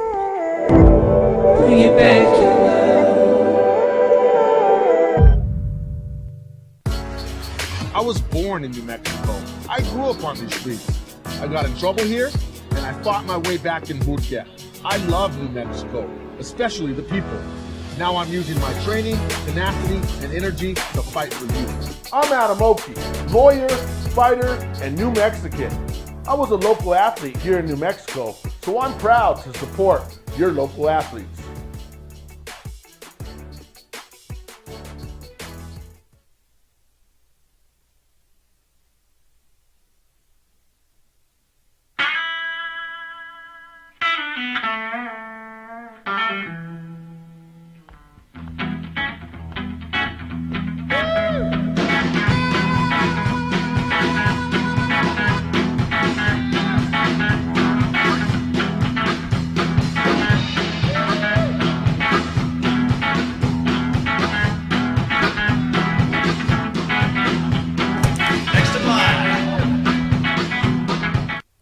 Cheese is a proud supporter of ProView Networks. Hi, my name is Daniel Chavez, and this is my business partner, David Chavez. We are the owners of Indeed Safety. Indeed Safety is a local safety consulting company helping our clients with their safety needs for their projects. One of the things we pride ourselves as a construction safety company is helping our men and women in construction get home safe every day to their families. Indeed Safety is a proud supporter of ProView Network.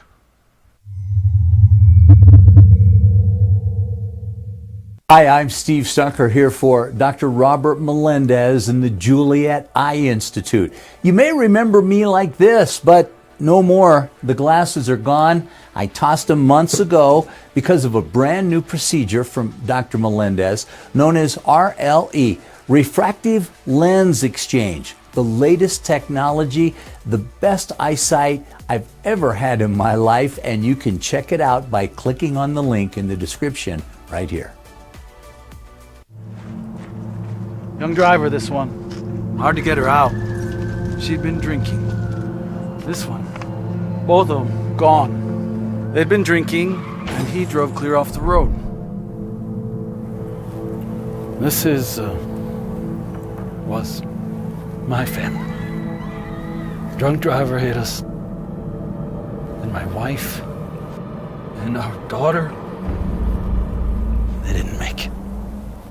Don't sacrifice quality and flavor when you're in a hurry. Golden Pride offers ribs, fried chicken, red and green chili breakfast burritos, and Frontier sweet rolls. 4 great locations, or visit us online at goldenprideabq.com. Golden Pride Barbecue Chicken and Ribs are proud supporters of ProView Sports. Well, I'm going to the frontier, walking to the cashier, order up a root beer and a number 1. Cover it with green stuff, 1 scoop is not enough. Find a booth is real tough, back by the Duke. Meet my family, meet my friends in the quirkiest restaurant I have ever been. All of Albuquerque's favorite spot, it's the Frontier Restaurant. The Frontier Restaurant is a proud supporter of ProView Networks. They were interested in moving up to the number 3 spot where the New England Patriots were, and probably to select Drake May, right? Their general manager, Joe Shane on Hard Knocks said that, basically he reached out to New England and said, if you move it, don't move that pick without giving us a call, because we're interested. And leading up to the draft, the Patriots were open to trading that pick, and it went this way. But I wonder, JJ, as much as I really enjoy Hard Knocks, and I enjoy the access, and I think this one particularly is really unique because it's giving a perspective that so few of us have ever had, right? I think we've seen enough Hard Knocks where you've been in a coach's room and you've seen coaches' meetings and you've seen the players and all this. Bringing you into the front office, leading into the draft, making decisions on Saquon Barkley, I don't know. That kind of stuff fascinates me. I don't know how you feel about it, but I don't know that it does you a lot of good, because now you got a quarterback, and maybe it's get over it, tough guy. You're making $40 million. Go prove yourself. But you got a quarterback sitting there, and they've said clear out, and he knows he's got a contract. He knows that this is make or break year. But man, they really considered getting rid of me or replacing me right away. If you can't handle that and you're in sports, then you're not going to make it far. I think that's right. We know it, man. Your job is on the line every day. Daniel Jones had the pop with Brian Daboll. There was some excitement there. He got a contract extension, got hurt, and now he has to show that he can be a guy that can lead that team to compete to win that division, that can get back to the postseason.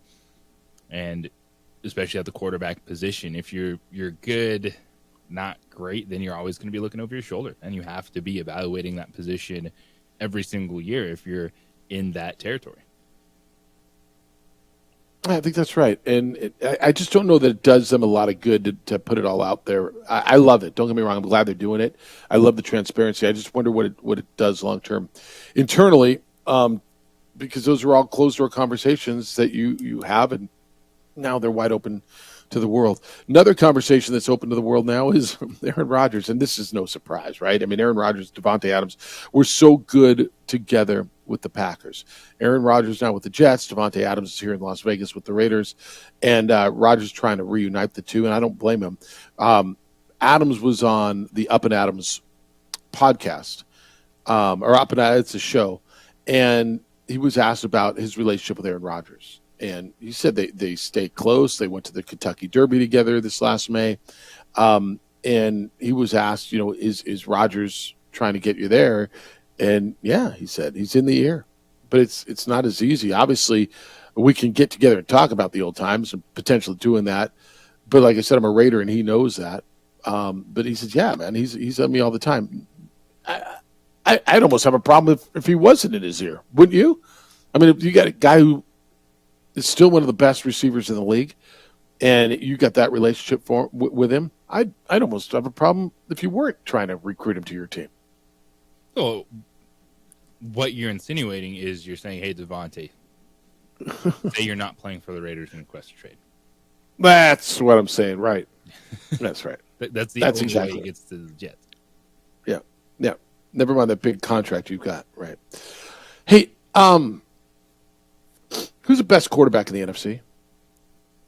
Is it Jared Goff? Is it Dak Prescott? Is it Brock Purdy? Is it, I don't know, Jordan Love? Who's the best quarterback in the NFC?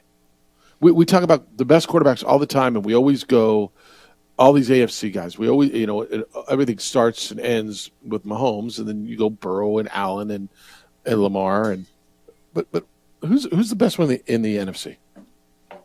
My top 6, not in a particular order, just immediately jotted them down.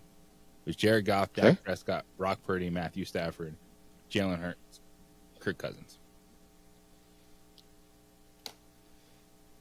Let me see if I got that right in no particular order.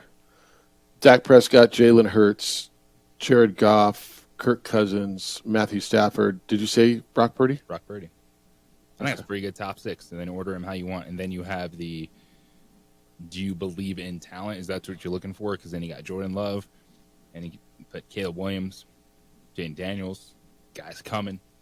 And then you have we like you, but do we like you that much? And you talking about Baker Mayfield, Derek Carr. Yeah, where do you put Kyler Murray in that? Kyler Murray would be Baker Mayfield, Derek Carr. Okay. I think you can make an argument almost for every one of those guys that you said. I mean, I can make an argument for Brock Purdy. He's been to straight NFC Championship games. He does everything right, doesn't make any mistakes. He's not spectacular arm strength, but, I mean, look what the guy's done in just 2 years, and he's just going to get better. You can make an argument for Dak Prescott. And I know Cowboy fans are going, no, you can't. But you can, right? Just stat-wise, look what he does in the regular season. Jared Goff, been to a Super Bowl, an NFC Championship game again, turned a franchise around. The one that's going to interest me, and I think this is really a big year, is Jalen Hurts the guy we saw last year, or is the guy we saw a couple of years ago? Who is Jalen Hurts? Because I think it's kind of a pivotal year, not only for him, but for that franchise. Yeah, and it was a tale of 2 seasons last year. Weren't they 9-1? Started great, ended terribly. Beat by Baker Mayfield and the Buccaneers in the playoffs.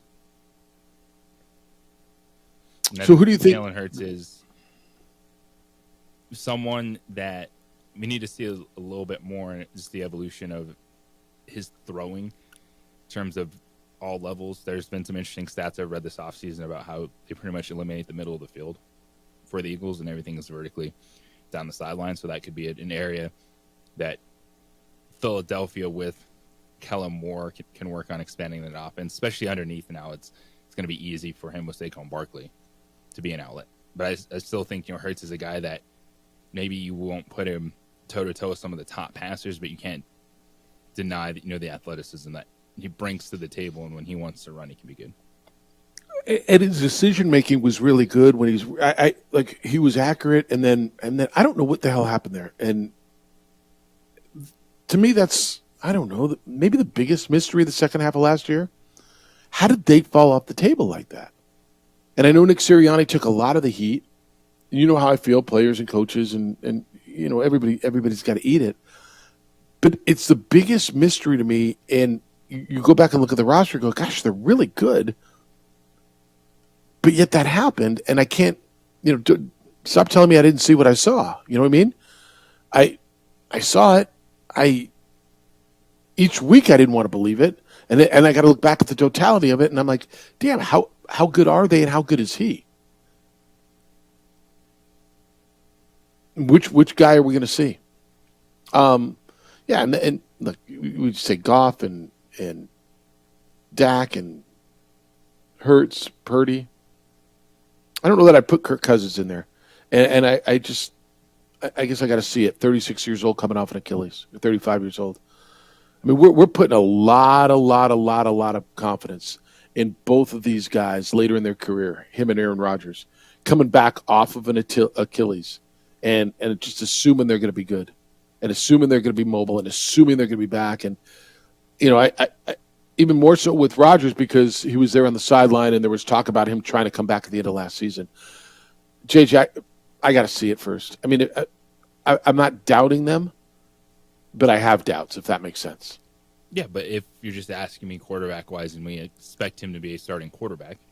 Yep. I still think top 6, and I think Jordan Love is nipping at his heels. So I think there's really a strong top 7 in the NFC with that kind of middle where guys, they've won games for you, whether it's Daniel Jones or Baker Mayfield or Derek Carr, and then you have the gigantic upside of Caleb Williams and Jaden Daniels, and all of a sudden the NFC is super interesting at the quarterback position. It's an interesting year to me for Matthew Stafford too. Is he at the end?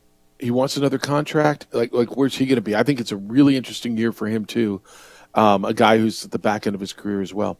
All right, John Sullivan's going to be with us coming up at 9, the Associate Commissioner for Football for the Mountain West Conference. We're going to have a conversation with him as we get ready to start the season. Media Day continues here in Las Vegas, and it'll be the coaches today who will be in front of the mics and answering all the questions, and their favorite day of the year.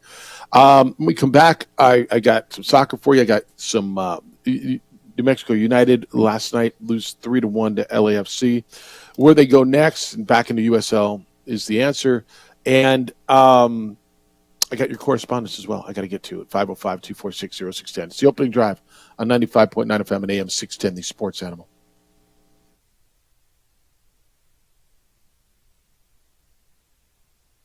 We would like to thank the following sponsors for making this broadcast possible.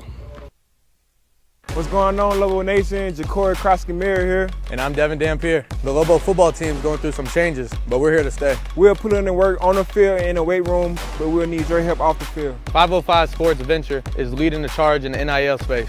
And you can be part of it. Shorty, she better than all my intentions. Locked in, shorty, you got my attention. See your baby, I get you the business. Touchdown and pay you a visit. A burglary takes place in the United States approximately every 15 seconds. International Protective Service is your answer for commercial and residential security in all of Albuquerque. IPS will work with your monitoring company for fast, reliable response times. You can rest easy knowing you, your family, or your company is watched over by International Protective Service. Call International Protective Service today.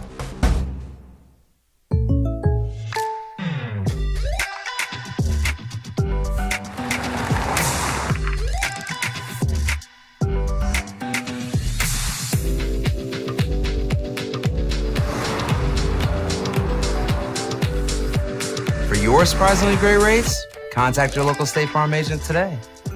If you want the real deal, call State Farm agent Marty Size in Albuquerque today. Like a good neighbor, State Farm is there. Don't sacrifice quality and flavor when you're in a hurry. Golden Pride offers ribs, fried chicken, red and green chili breakfast burritos, and Frontier sweet rolls. 4 great locations, or visit us online at goldenprideabq.com. Golden Pride Barbecue Chicken and Ribs are proud supporters of ProView Sports. If you're drunk, blasted, intoxicated, ripped, plastered, taint, destroyed, bruh. If you're like this, you shouldn't be driving. Young driver, this one. Hard to get her out. She'd been drinking. This one. Both of them gone. They'd been drinking, and he drove clear off the road. This was my family. Drunk driver hit us, and my wife, and our daughter, they didn't make it. Hi, I'm Steve Stucker here for Dr. Robert Melendez and the Juliet Eye Institute. You may remember me like this, but no more. The glasses are gone. I tossed them months ago because of a brand new procedure from Dr. Melendez known as RLE, Refractive Lens Exchange. The latest technology, the best eyesight I've ever had in my life, and you can check it out by clicking on the link in the description right here. Hi, my name is Daniel Chavez, and this is my business partner, David Chavez. We are the owners of Indeed Safety. Indeed Safety is a local safety consulting company helping our clients with their safety needs for their projects. One of the things we pride ourselves as a construction safety company is helping our men and women in construction get home safe every day to their families. Indeed Safety is a proud supporter of ProView Network.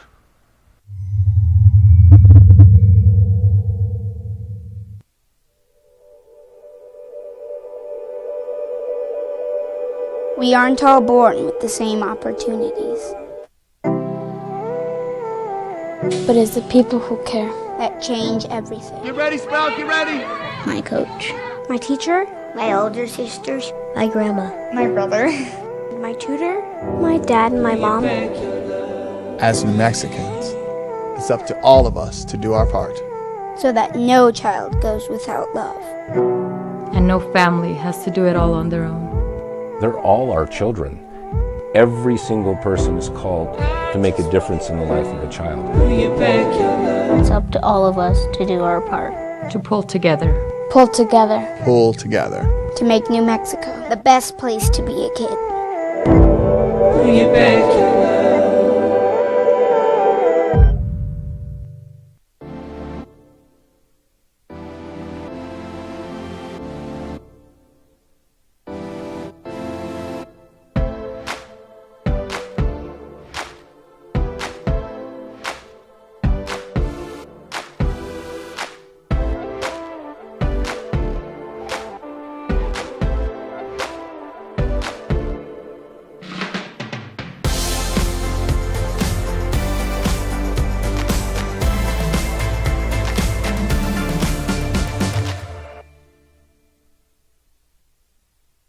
We would like to thank the following sponsors for making this broadcast possible.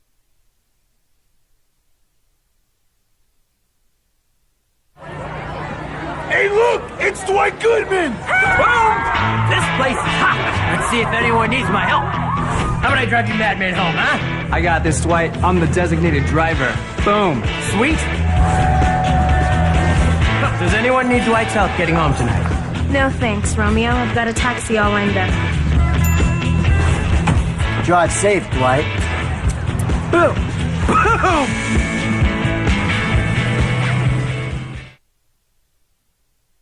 We would like to thank the following sponsors for making this broadcast possible. What's going on, Lobo Nation? Ja'Cory Krosky-Miller here. And I'm Devin Dampier. The Lobo football team's going through some changes, but we're here to stay. We'll put in the work on the field and in the weight room, but we'll need your help off the field. 505 Sports Venture is leading the charge in the NIL space. And you can be part of it. Shorty, she better than all my intentions. Locked in, shorty, you got my attention. CEO, baby, I give you the business. Touchdown and pay you a visit. Internet International Protective Services is a proud supporter of ProView Sports and New Mexico Youth Athletics. IPS provides residential and commercial security services in the Albuquerque metro area. For more info, please call 505-897-2420 or visit internationalprotectiveservice.com. I was born in New Mexico. I grew up on these streets. I got in trouble here, and I fought my way back in boot camp. I love New Mexico, especially the people. Now I'm using my training, tenacity, and energy to fight for you. I'm Adam Oki, lawyer, fighter, and New Mexican. I was a local athlete here in New Mexico, so I'm proud to support your local athletes.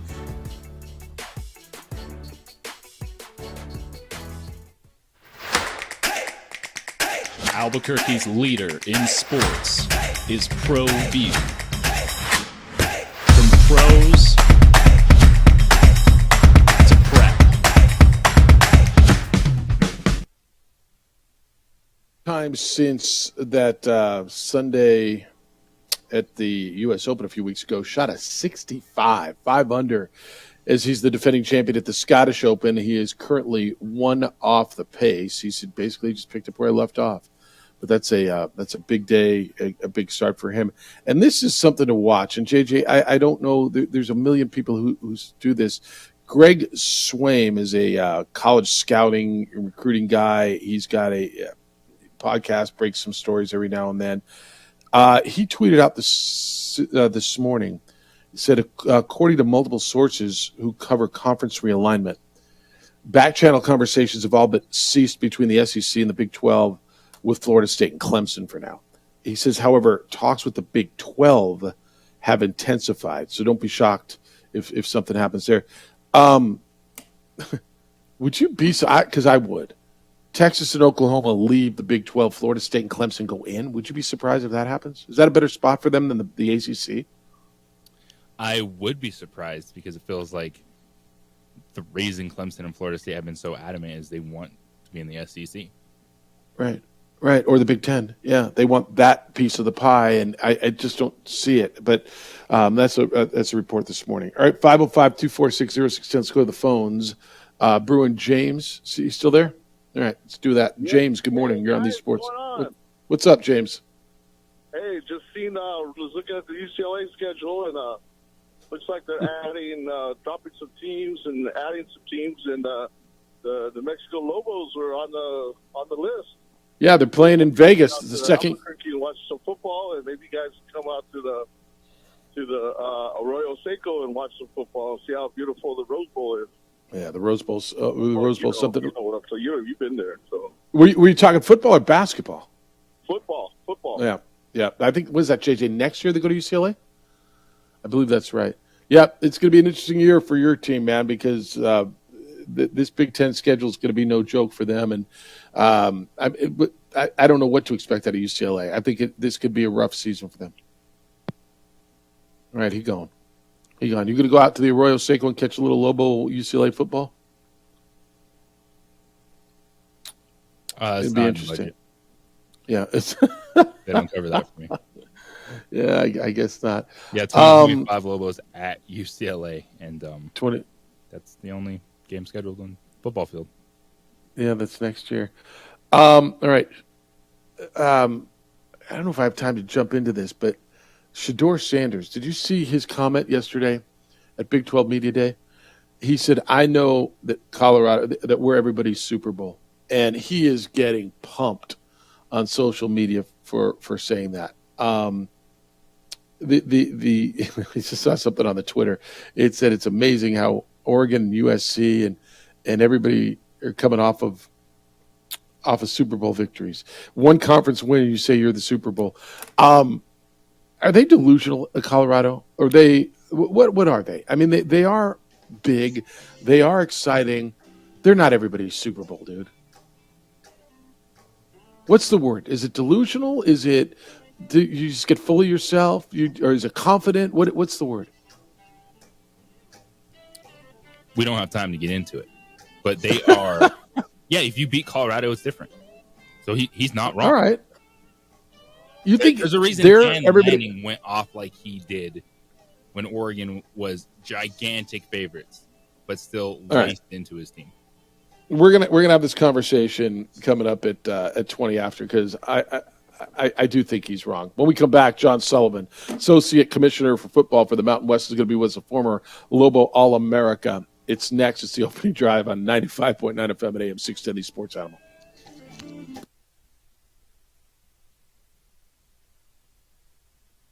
We would like to thank the following sponsors for making this broadcast possible. Don't sacrifice quality and flavor when you're in a hurry. Golden Pride offers ribs, fried chicken, red and green chili breakfast burritos, and Frontier sweet rolls. 4 great locations, or visit us online at goldenprideabq.com. Golden Pride Barbecue Chicken and Ribs are proud supporters of ProView Sports.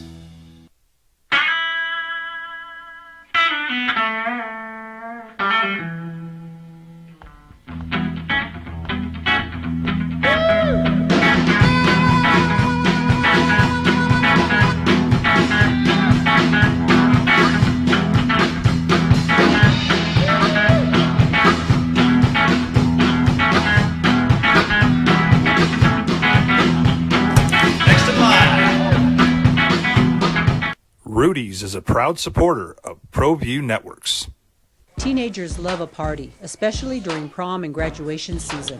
Often, alcohol is involved. Some parents think that hosting a party with alcohol in their home will keep the kids safe, but it's wrong and it's illegal.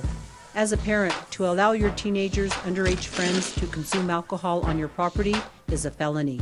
Parents who host lose the most. Don't be a party to teenage drinking. This is a program of the Drug Free Action Alliance. For more information, go to burnco.gov/do-not-host. We here at Clark's Pet Emporium welcome you to bring in your pets. We know that having your pet with you makes the experience of shopping for them even better.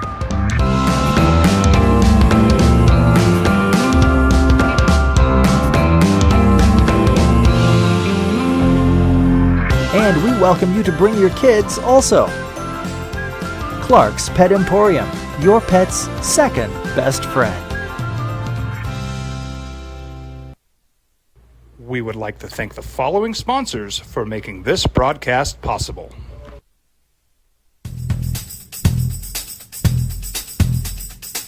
International Protective Services is a proud supporter of ProView Sports and New Mexico Youth Athletics. IPS provides residential and commercial security services in the Albuquerque metro area. For more info, please call 505-897-2420 or visit internationalprotectiveservice.com. What's going on, Lobo Nation? Ja'Cory Krosky-Miller here. And I'm Devin Dampier. The Lobo football team is going through some changes, but we're here to stay. We'll put in the work on the field and in the weight room, but we'll need your help off the field. 505 Sports Venture is leading the charge in the NIL space. And you can be part of it. You make my heart better. Shorty, she better than all my intentions. Like me, shorty, you got my attention. CEO, baby, I get you the business. Touchdown and pay you a visit. Hi, I'm Steve Stucker here for Dr. Robert Melendez and the Juliet Eye Institute. You may remember me like this, but no more. The glasses are gone. I tossed them months ago because of a brand new procedure from Dr. Melendez known as RLE, Refractive Lens Exchange. The latest technology, the best eyesight I've ever had in my life, and you can check it out by clicking on the link in the description right here.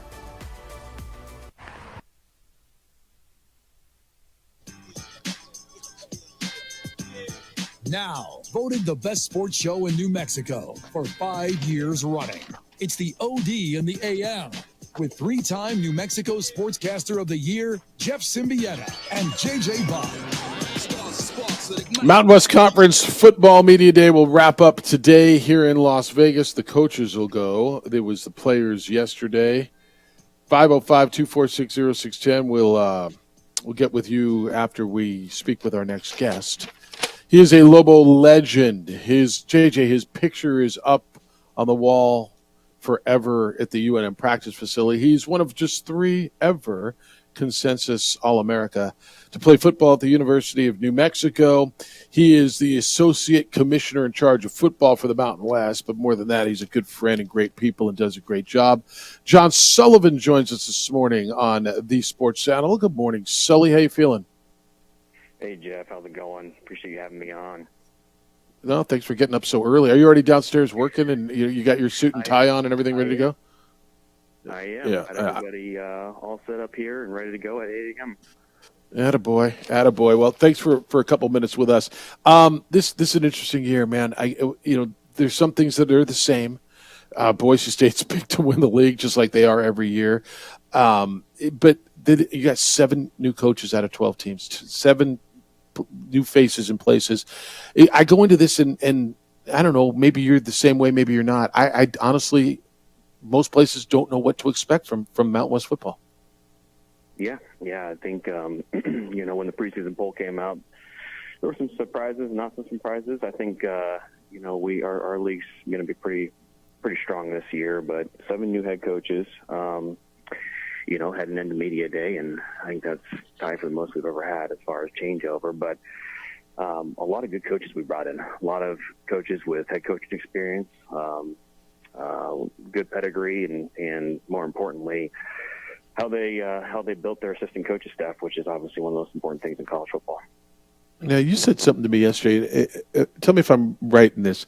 There's been no turnover in this league since 2013, right? As all the other leagues have changed and there's been realignment, the steadiness of this league, and whether that's a positive, negative, however you want to look at it, but 2013, I think it's pretty amazing. And you work with Gloria, you worked with Craig, the leader, and you left, you came back. I think the leadership in this league right now is been essential to keeping it together and keeping it on path in an insanely tumultuous time. Yeah, we haven't had been hit by conference realignment. You're right, since 2013, it seems like almost every other league has, and that's kind of something that we'd like to boast about a little bit, is just the stability of Mountain West, and just being one of the only FBS conferences out west versus some of these others. But you hit it right there. It's the leadership that we have had and we continue to have, from Craig Thompson to Gloria Navarez, and I think that's probably the biggest key in our stability is just great leadership, great presidents, great ADs that have kind of led the way here. Yeah, with that said, what's the goal then for football this year? What's your message, Gloria's message, when you meet with football coaches and start it? You've already scheduled. Is it the goal, obviously, would to get the playoff spot for the group of 5, but as you go forward, is it scheduling? What's Mountain West football want to be? Yeah, the goal every year, it's the first year of the new expanded CFP, and to have that AQ spot, and it's not A4, it's not G5, it's top 5 conference champion, so everybody has access, and that's the biggest key that we're preaching here. It's one FBS. There's 133 schools, and we all have access, so that's something that we're trying to get through our coaches with, and how that works with our scheduling. Our scheduling has got to be, it's one of the top in the country. We have 35 games against A4 opponents, which is something that, and obviously we have them in Washington State and Oregon State in that scheduling agreement, helps those numbers, but we put ourselves in a position to garner that AQ spot, and if nothing else, to be considered for an at-large spot. Hey, John, talk about John Sullivan's with us, associate. Yeah, go ahead. Sorry, JJ. Yeah, it's, when you look at the scheduling, and so much of it is done so far out in college football, especially, how do you manage that of where you want to step up, but when you have scheduling agreements being announced for 2028 and 2030, but trying to maximize the moment right now? Yeah, I mean, that's one of the biggest challenges. But, our ADs, again, we're a little bit different than everybody else. Our ADs have put themselves when they're scheduling so far out, but looking short-term, too, of building a very complete schedule to where the selection committee will take a look and say, okay, look what the Mountain West is doing. Look what our ADs are doing. Again, to put themselves in a position to be considered for these AQ spots and at large. And that's obviously hard. You're doing it so far advanced, because that's what football does. They schedule so far in advance. You'll see games all the way up to 2032 right now. And that's one thing that we're trying to, continue to hit on and work around. But really, it's our athletic directors that are doing such a good job of thinking through scheduling, and that's part of it when we're looking so far out. But and I'll go back to it too. While we have 35 games against those A4 opponents, we have 15 of those at home, and that's something that a lot of our peer conferences can't say. John Sullivan, the Associate Commissioner in charge of football for the Mountain West Conference, former Lobo great, is with us here on the Sports Animal this morning. Now, John, what is the key to just for you guys at the conference level with so many moving parts in college athletics, just to try to stay informed with everything that's going on? Because I'm sure everyone has questions, and you're trying to get answers to questions that no one even has answers to right now when it comes to just settlements and the future of college athletics. It's a really good question, and I think we kind of described the environment as chaotic. But I'll say one of the items that we're working on here in the conference office, along with our membership, and what point of emphasis from Commissioner Navarro is looking forward, being proactive, anticipating what those changes might be, so when they do come, we're ready for them. And that's gone from our strategic plan that we just released back in January, the amount of deliverables that we're working on with our membership, and a couple other projects that we're working on with threat casting, and some data that we're pulling from another group that we're working on, just to make sure that what we're doing is competing at the highest level. John, how much is the conference office involved in the NIL, the conversation regarding guardrails or some sort of governance on it? Because there really is none on that. Does the conference want to be involved with that sort of thing? I know you're dealing with private equity conversations, you're dealing with revenue generation, you're dealing with media rights coming up. I mean, everything that goes on at the conference office. But day to day, that's an issue that nobody's governing, and I'm not sure that it can fall in the conference. How involved are you guys? Not a whole lot, Jeff, and I'll say not a whole lot just because of the rules and regulations around it right now, but it is a very chaotic environment when it comes to the NIL space and obviously private equity and where that's all going. Our membership has done a really good job of just trying to get creative with how they can create opportunities in that space. But I will say every day, I think we're working on in the conference office, okay, well, how can we help our members here? How can we provide guidance? How can we provide leadership? What can we do? And we're always looking for opportunities when it comes to this space, and I think there will be in the future. It's just right now, there's not a whole lot of answers to any of these questions. Yeah. Do you feel the conference, and I know the answer is yes, but I guess I would ask why, it has gotten better, right? Every year has gotten better. And like basketball, some years you peak, and they had 6 teams in the NCAA tournament. It was huge, right? And so as everything continues to grow, why do you think, because I know you think it's gotten better, why do you think, in what ways has it gotten better? I think the way I would describe it, Jeff, is going back to your stability question. We're so stable in our environment here out west. There's such an opportunity with the schools we have, the landscapes, the culture around the Mountain West that I think, honestly, no other conference has. And I think that's why we're able to continue to grow and build. I think that's why our jobs attract a lot of really good coaches with high pedigree. And we're going back to kind of the chaotic environment, the NIL space, the transfer portal, and some of the data that we're pulling right now is, I think we're getting a lot of wins in the transfer portal. We're looking at the players that are leaving, the players that are coming in. We're nearly almost 2 to 3 for how many we lose. We're gaining 3. So it's those types of opportunities and those types of initiatives that we're continuing to work on. All right, just a few more minutes with John Sullivan, former Lobo All-America and Associate Commissioner in charge of football for the Mountain West. Well, John, with everything that's going on, what excites you still about college athletics and wanting to continue this grind in such an uncertain time? I will say, for everything that's going on and some of the headaches that continue to pop up, what we're doing to influence young men and women in college athletics, still providing opportunities, that's what drives me. And I would say I was a student athlete in New Mexico, and it shaped who I was, shaped who I am. Played for Rocky Long, played for Danny Gonzalez, And those two individuals have had more impact on me than anybody when it comes to career from school. And, just trying to give back, trying to give that opportunity back to a number of student athletes here and just provide as much opportunity and guidance as I can from the conference office standpoint to ensure that these individuals have the best opportunity to play and compete at the highest level. You still watch your Lobos, I know. You can be a fan for a minute. I know you guys get together. Your buddy goes to Kansas, and he played there, and this guy played there. I mean, you're still a Lobo alum. How the Lobos going to do? Did you like the new hire? And be a Lobo alum for a minute and talk about your alma mater. I love the hire. I've had a lot of conversations with Coach Mendenhall, and obviously I think his record speaks for itself.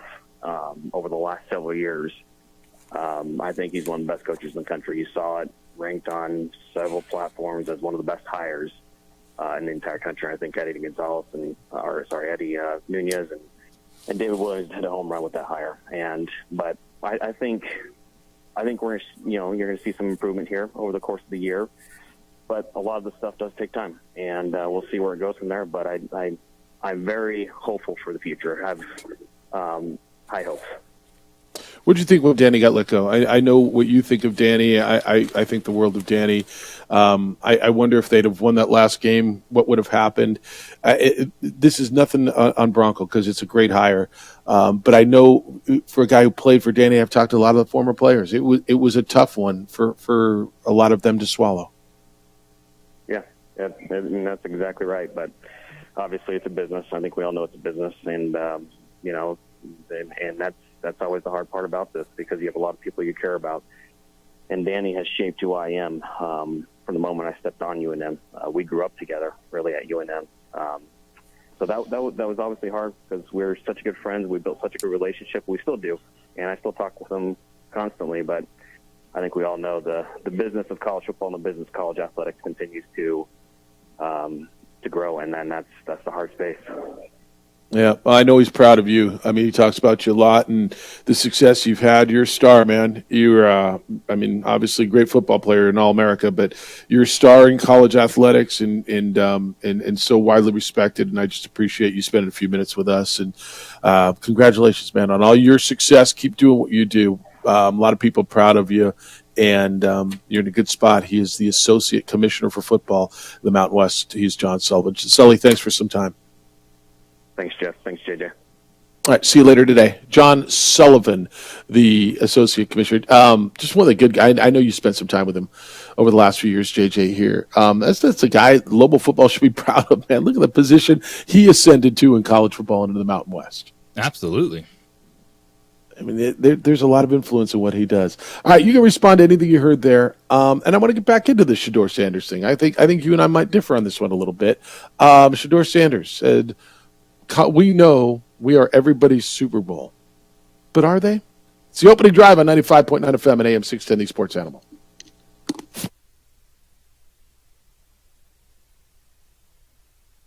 We would like to thank the following sponsors for making this broadcast possible.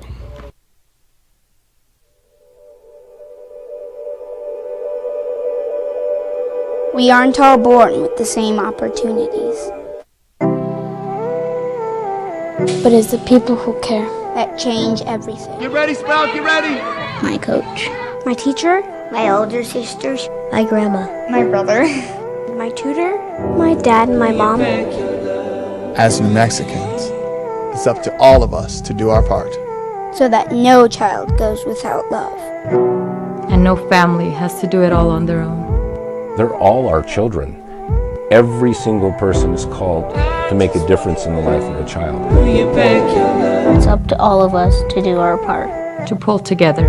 Pull together. Pull together. To make New Mexico the best place to be a kid.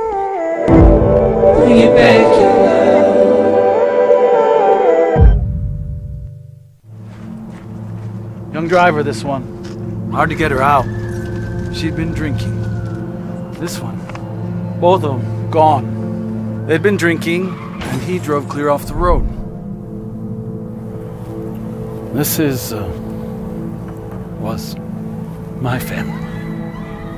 Drunk driver hit us. and my wife and our daughter, they didn't make it. What's going on, Lobo Nation? Ja'Cory Krosky-Miller here. And I'm Devin Dampier. The Lobo football team's going through some changes, but we're here to stay. We'll put in the work on the field and in the weight room, but we'll need your help off the field. 505 Sports Venture is leading the charge in the NIL space. And you can be part of it. You make my heart better. Shorty, she better than all my intentions. Locked in, shorty, you got my attention. CEO, baby, I get you the business. Touchdown and pay you a visit. I was born in New Mexico. I grew up on these streets. I got in trouble here, and I fought my way back in boot camp. I love New Mexico, especially the people. Now I'm using my training, tenacity, and energy to fight for you. I'm Adam Oki, lawyer, fighter, and New Mexican. I was a local athlete here in New Mexico, so I'm proud to support your local athletes.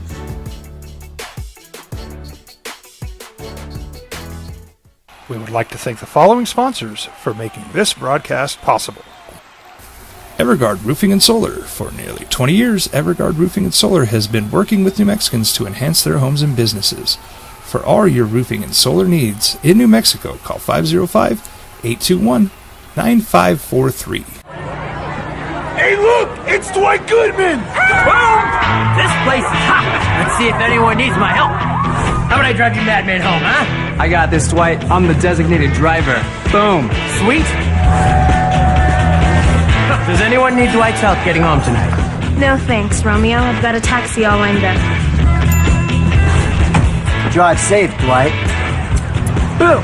Boom!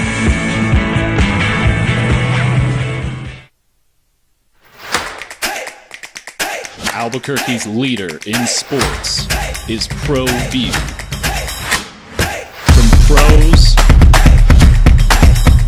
to prep, all your favorite action.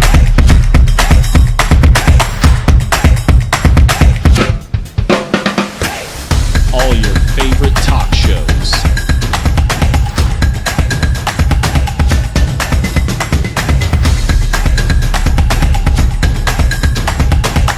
Find it on ProView Networks.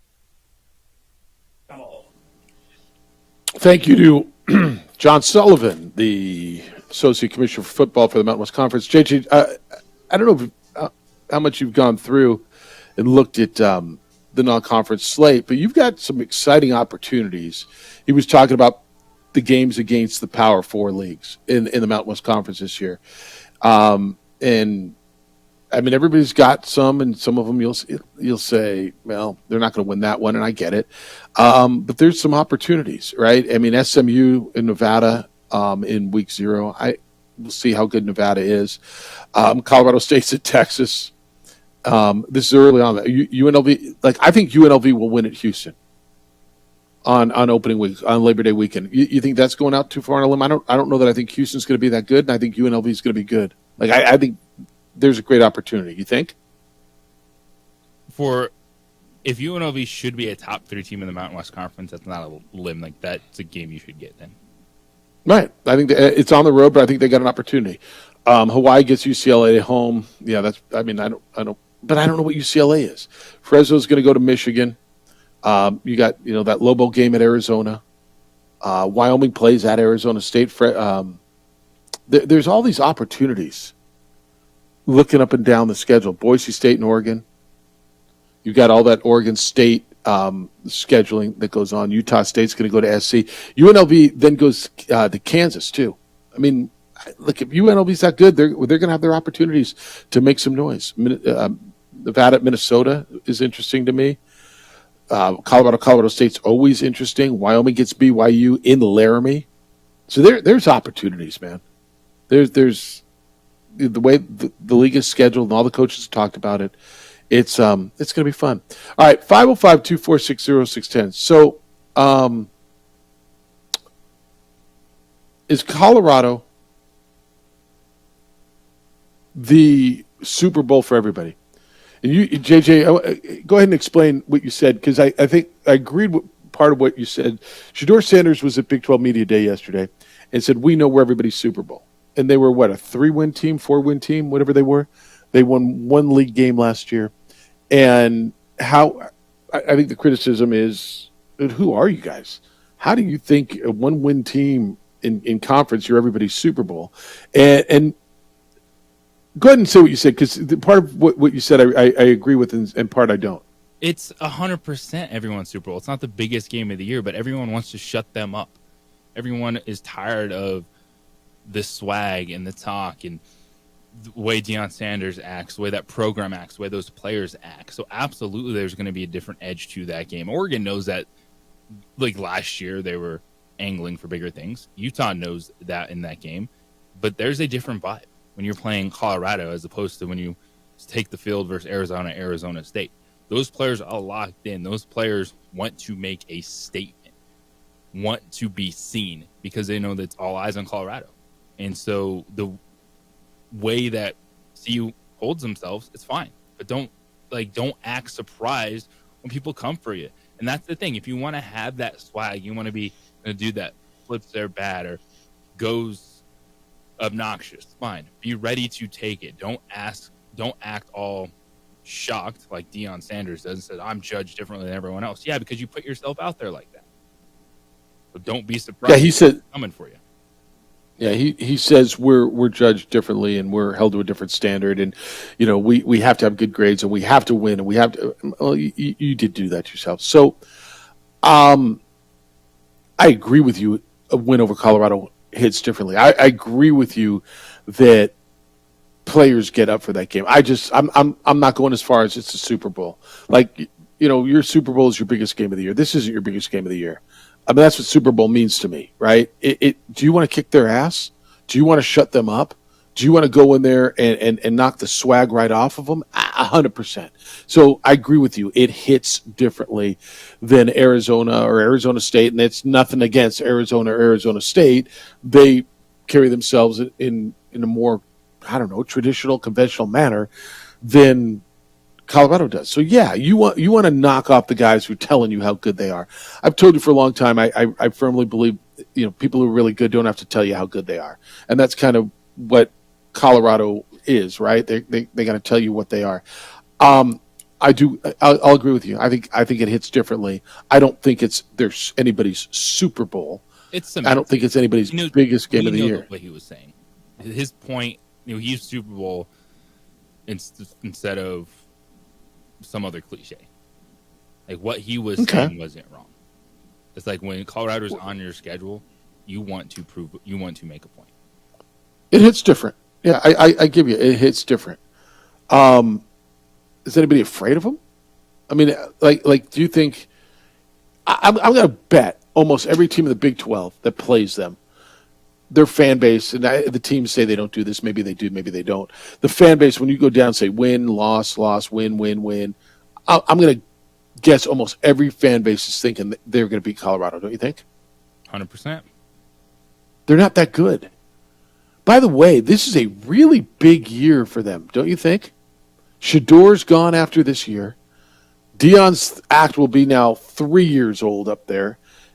I mean, what's the floor for them? Like as far as acceptability? Now, I think the fan base is going to love it because as long as Deion's there, whether he wins or he doesn't win, they're going to be relevant, right? People were going to be talking about CU football, and they hadn't talked about CU football for 3 decades. And so I think the fan base will tolerate it because, well, look at us, we got Deion.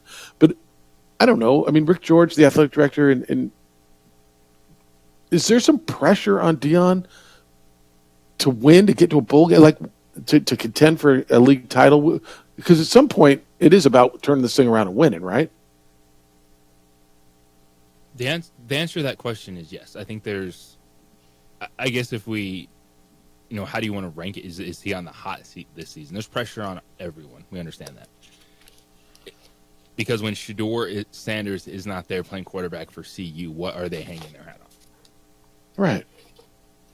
And is he staying? Can you still do that if you're Deion and you don't have, and that's been the main thing, is Shedeur is going to be the difference. Shedeur is going to change everything. Well, he will recruit if he stays at Colorado. I firmly believe he'll recruit a top-of-the-line quarterback, right? Somebody's going to want to go play for Deion, especially when Deion walks into your house and said, look, my last quarterback is a top 5 pick in the NFL draft. Yeah, he's my son, but he didn't get drafted because he's my son. He got drafted because we developed him into a top quarterback. So I think he's going to be fine at quarterback, maybe not have a Shedeur Sanders, but look, man, that's college football. Every year you get somebody different, or every couple of years your quarterback leaves. It's a big year for CU, man. Like the move to the Big 12, the whole swagger thing. I'm just going to tell you, I was over there at the Big 12 the other day, and I wasn't there when Deion was there. I got there yesterday. I had some issues I had to deal with. But everybody coming back, I mean, he was the talk of it. That's what people were talking. My buddy, John Sacenti, who runs the Las Vegas Bowl, he had to speak right before. He's like, yeah, thanks for putting me up. I'm the warm-up act for Deion. Kansas coach came on afterwards, like, I want to thank the Big 12 for putting me on after Deion, right? He steals the show. I get it. It's great for the league. It's great for your school. But at some point, and it's going to be interesting, do they have to win games this year? Do they have to win? And they stumbled towards the end of last year. Yeah. All right, 505-246-0610. We are now open for business again. To take your phone calls, to take your correspondence, emails Jeff at sportsanimalabq.com, JJ at sportsanimalabq.com. Whoa, this is interesting. A former major leaguer suddenly died, a guy that you're going to know. This just came down. I'll share that with you and how he died. That is when we come back. Hey, you got an event? Big event? Huge event?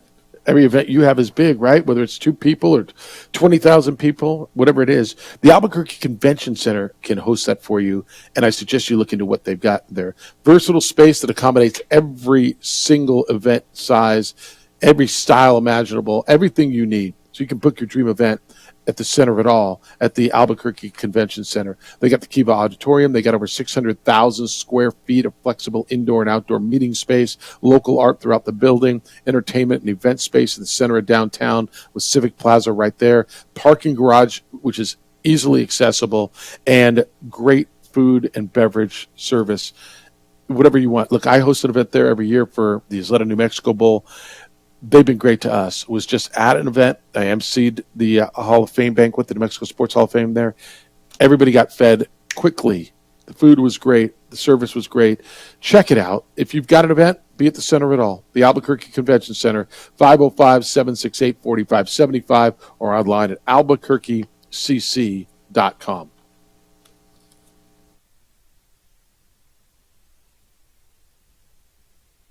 We would like to thank the following sponsors for making this broadcast possible.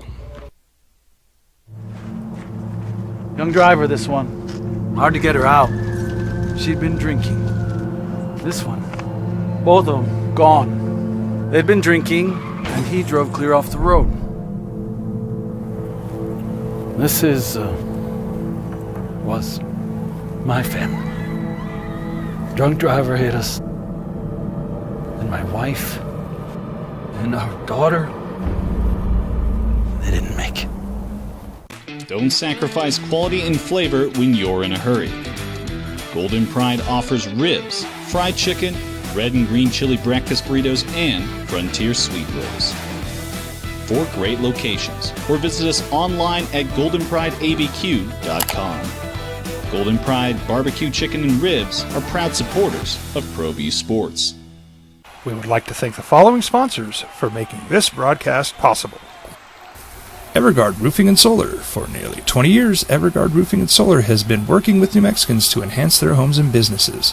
For all your roofing and solar needs in New Mexico, call 505-821-9543.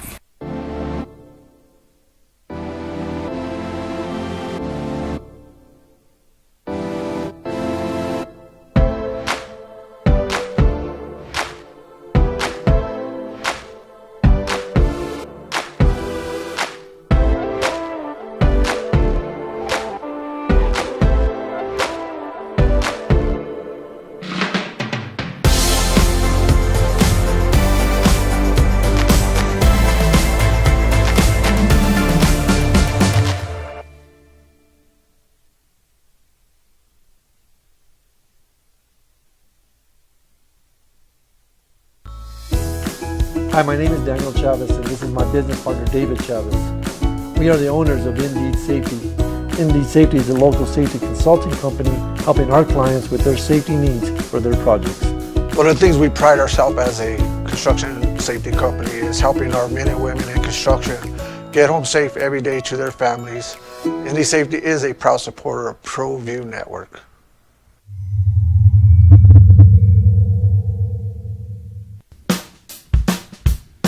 Well, I'm going to the frontier, walk up to the cashier, order up a root beer and a number one. Albuquerque is the opening drive. Jeff Symbieta, J.J. Buck. It's the final day of Mountain West Media Days. The coaches are up. Sean Lewis of the San Diego State Aztecs is on the Mountain West Network right now as the coaches will all go through.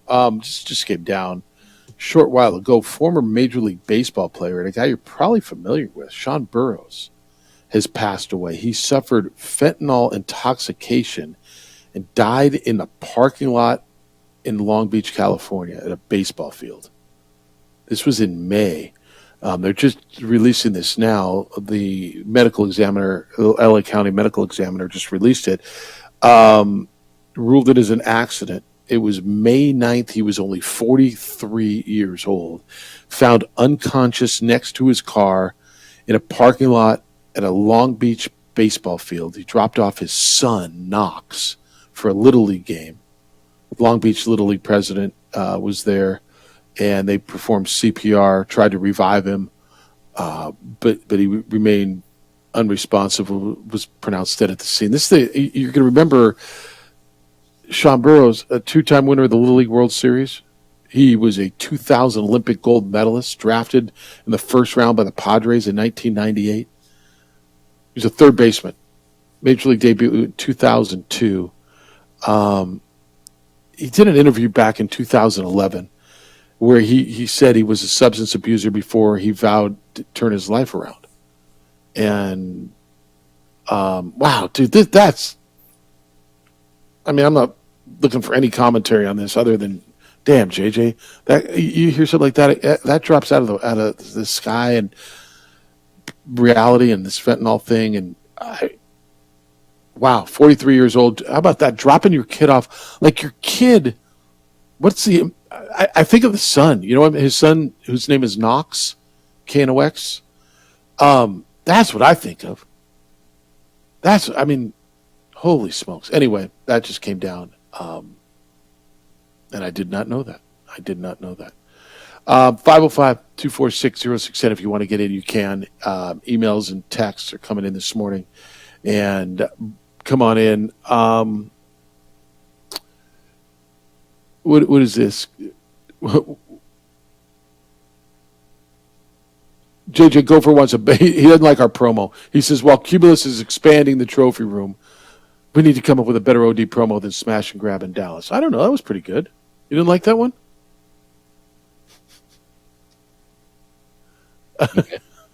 I know. You're shaking. Yeah, I'm listening. James said 60 new players. This is referring to Lobo football. They have 60 new players on the roster. He says, I just about drove off the side of the road when I heard this. Well, I fully expected Lobo football to be rebuilt from scratch to clean out the stench of Danny Gonzalez. 12 months from now, I think it's important that we aren't hearing about guys in the transfer portal. You will. I hope Bronco tells everyone who doesn't want to be here, now is the time to bail so he can start with a clean slate. I hope we now have in place the core we're going to see on Branch Field for the next 3 to 4 seasons. I'm just going to tell you, James, you're going to see maybe not 60 next year, but JJ, what do you expect, 40 new guys? Yeah. It's turnover. The numbers are going to be high, especially on a roster. You have over 100 dudes on it. I mean, that number's not coming down. Right. Just think you have 25 seniors, theoretically, right? And then you're going to have portal guys. James, I mean, I know I've said this 50,000 times, but this is just the way it is. And if people don't like it, if people can't get used to it, college athletics probably not for you anymore. This is where, and it's not just New Mexico, man. Look at every roster. Go ahead and look at Nevada's roster. Well, they were bad too. Okay, fair enough. But go ahead and look at Fresno State's roster. Go look at it. So, JJ, I talked to a coach yesterday, and I'm trying to tell the story without giving it away. But he had a player who wanted to play in a bowl game, and that player is since transferred. The player wanted to play. The parents wanted him not to play. The player was being already called by a lot of big schools. The coach sat with the parents, and the coach said, "Look, man, this is how it is. I mean, you're going to finish the season. Okay. 10 days before the bowl game, the player came, practiced, said, Coach, I can't play. My knee hurts. I can't play. He says, no, we're not doing this. And he says, I had to find, he had to find NIL money. Basically, I had to go find a booster and pull up, not quite pull up in an alley somewhere, but find this player money to play in the bowl game. And then he transferred. And the booster's like, I want my money back, right? And the coach is like, I want my player back. The college athletic world, like these dudes saying, well, we deserve it. Yeah, but guess what? There's contracts for everyone else. And you need to start signing one-year deals, and there needs to start being incentives. There needs to start being things put into contracts that, all right, you have your NIL signing bonus, and then you hit X amount of things, you get the rest of it. You want to be like the big boys and play like the big boys. And stop crying that you've been held down for so long. Okay, you have absolutely everything, and there's zero guardrails on it right now. You need to start earning. So, what do you think about? And I'm glad you went here as opposed to me leading this charge. That the NIL deals should run through the postseason, whether that means playoffs, bowl game, whatever. Absolutely. Part of your NIL, right? You feel that way? Paid to play. And I think you can structure it like any other athletic contract. Be like, boom, here's your NIL signing bonus. This is what you get.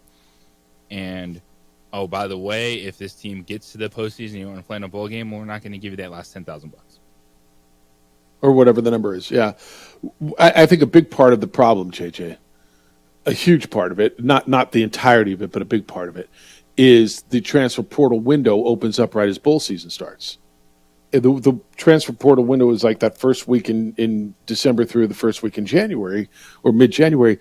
And the reason the NCAA says that and the reason college football powers are, they say that, we got to get them in school. They got to get into school for the next semester. And theoretically, I understand that. My counter to that is, there are ways around it. You can make exceptions for athletes.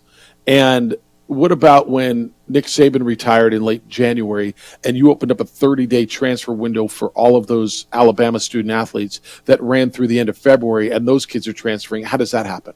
Right? There's obviously a way to do it. The other part of the conversation is, and this is where litigation comes in, JJ, as far as the portal window. If JJ Buck, the student, wants to transfer mid-semester from New Mexico to Oklahoma State, there's nothing that precludes you from doing that. And basically what they're saying is, why are athletes being held to a different standard? And I think what you're saying is if there's a contract, that might be their way around it because they're so afraid of litigation. NCAA, the conferences, they're so afraid of litigation because they're losing all of these cases that if the student athlete comes and says, you can't put a window on when I can transfer. JJ, we may be getting to a point, I had this conversation yesterday too, that there is no window, that there are no portal windows, that you can transfer whenever you want because other students can. And you can't put... We got college athletes, you're a student athlete, but if you want to be like, hey, we want revenue sharing, we want to be part of the NIL game, you ain't like the rest of them. You're not signing up to transfer whenever you want. And if you want to, fine, but the NIL people need to step up and say, all right, you want this to be big business? Here's a contract for the year where you don't get all the money up front. We'll give you an NIL signing bonus. We'll put some stuff in there because we want you here to help win games for the team we are supporting. And if you're not here at the end, we're taking some of that money back. Because guess what? Yeah, 100%. The next level, if you get there, if that's what we want to do, that's the type of world you're going to be living in. Well, that's the real world, JJ. That's the real world. And I agree with you. There's got to be contracts that says this is what you have to do. That you have to go playing games. You have to play through the postseason and breach a contract. Because to your point, they've got everything, and there's no. They got it better than the NFL guys do. Not in regards to flexibility, not to the amount of money. Although some of them are making incredible amounts of money. But when I start telling you some of the stuff I hear, it blows your mind, right? You heard the number that JT Toppin got, right? To go, I mean, supposedly it's $1.5 million to go play at Texas Tech. I mean, it's God bless him, good for him, But what precludes him from leaving next year? And not that he will, not that he won't. Bill, the running back, Ja'Cory Krosky-Merrick, right? From what I understand, he went up to Washington, got some NIL money, went to Arizona, took some NIL money, and now he's at Ole Miss. Now, I don't think he got the whole chunk of it at either of those places. Arizona, Ole Miss. Arizona. Oh, he's back at Arizona now? Yeah. I did not know that. Yeah. Well, okay. I didn't know he made another jump. Okay. I thought it ended at Ole Miss, but I didn't know. Bourne says, I thought NIL was supposed to be totally independent of the schools. Well, yeah, it is. There's a lot of things that are supposed to be. NIL was supposed to be name, image, and likeness, not pay for play. Like there's a lot of things that were supposed to be that aren't. Have muddied that water, so it's not going to be totally independent from schools. You're right. It's going to, I think, at some point be completely engulfed into the athletic department, and certainly when the revenue sharing starts and all of that. But yeah, it's so. I don't know where this all started with that email. Yeah, man, this is going to be the way it is, and the portal.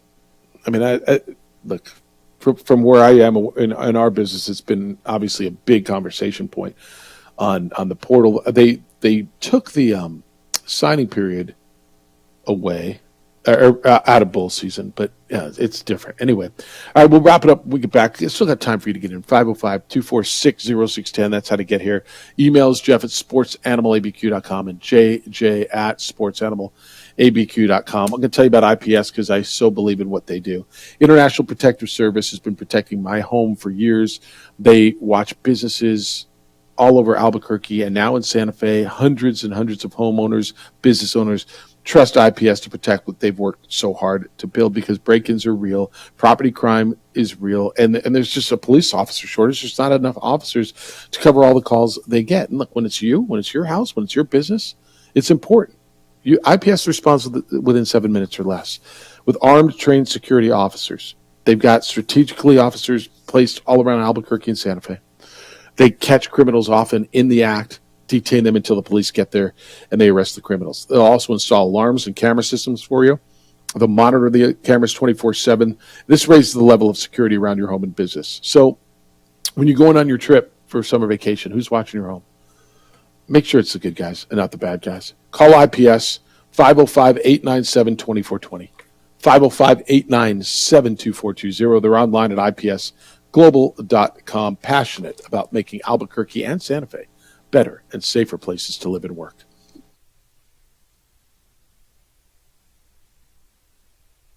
We would like to thank the following sponsors for making this broadcast possible.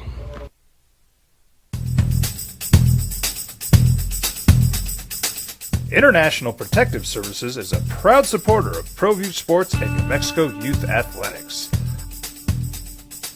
IPS provides residential and commercial security services in the Albuquerque metro area.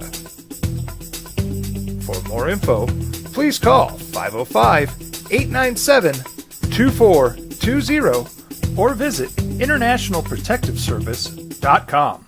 What's going on, Lobo Nation? Ja'Cory Krosky-Merrick here. And I'm Devin Dampier. The Lobo football team's going through some changes, but we're here to stay. We'll put in the work on the field and in the weight room, but we'll need your help off the field. 505 Sports Venture is leading the charge in the NIL space.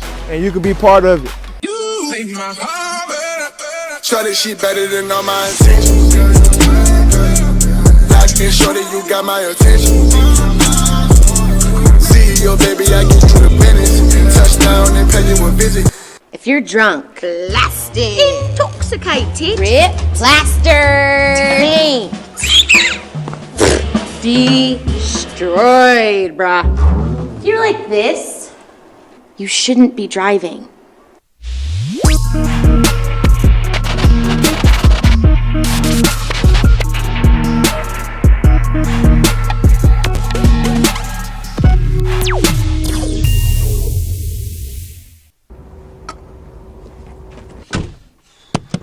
What's going on? Who are you guys? Well, sir, I'm going to pick you up at the DWI checkpoint for drunk driving. And that's when I have to come down to get you out of jail. Well, temporarily. I'm Judge Torres. They call him the Hammer. Hey, hot off the presses, champ. I'm real proud of you, honey. Way to make them happy back home, Captain. Who's that? That's your new buddy in jail.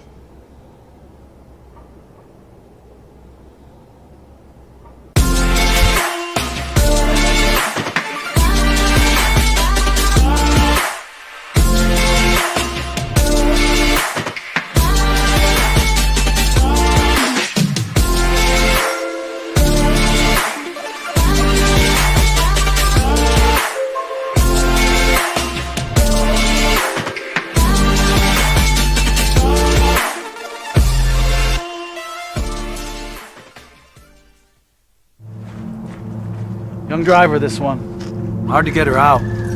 She'd been drinking. This one. Both of them gone. They'd been drinking, and he drove clear off the road.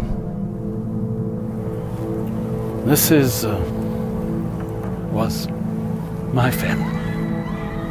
Drunk driver hit us. And my wife and our daughter, they didn't make it.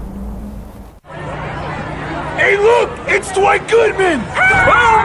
This place is hot. Let's see if anyone needs my help. How about I drive you madman home, huh? I got this, Dwight. I'm the designated driver. Boom. Sweet. Does anyone need Dwight's help getting home tonight? No thanks, Romeo. I've got a taxi all lined up. Drive safe, Dwight. Boom! Boom! These days, it's important to know people and businesses you can trust. There's a lot of places where you can buy a vehicle, but there's only a few local dealerships where you'll find honest people who have your best interests in mind. And Fiesta Kia is one of them. We've been helping our neighbors save money and drive dependable cars for years, and we'd love to help you. With new Kias arriving daily, you'll love our selection and the peace of mind you'll get driving a Kia from Fiesta. So stop by and see us today at Fiesta Kia on Lomas, or just start driving now at fiestakia.com.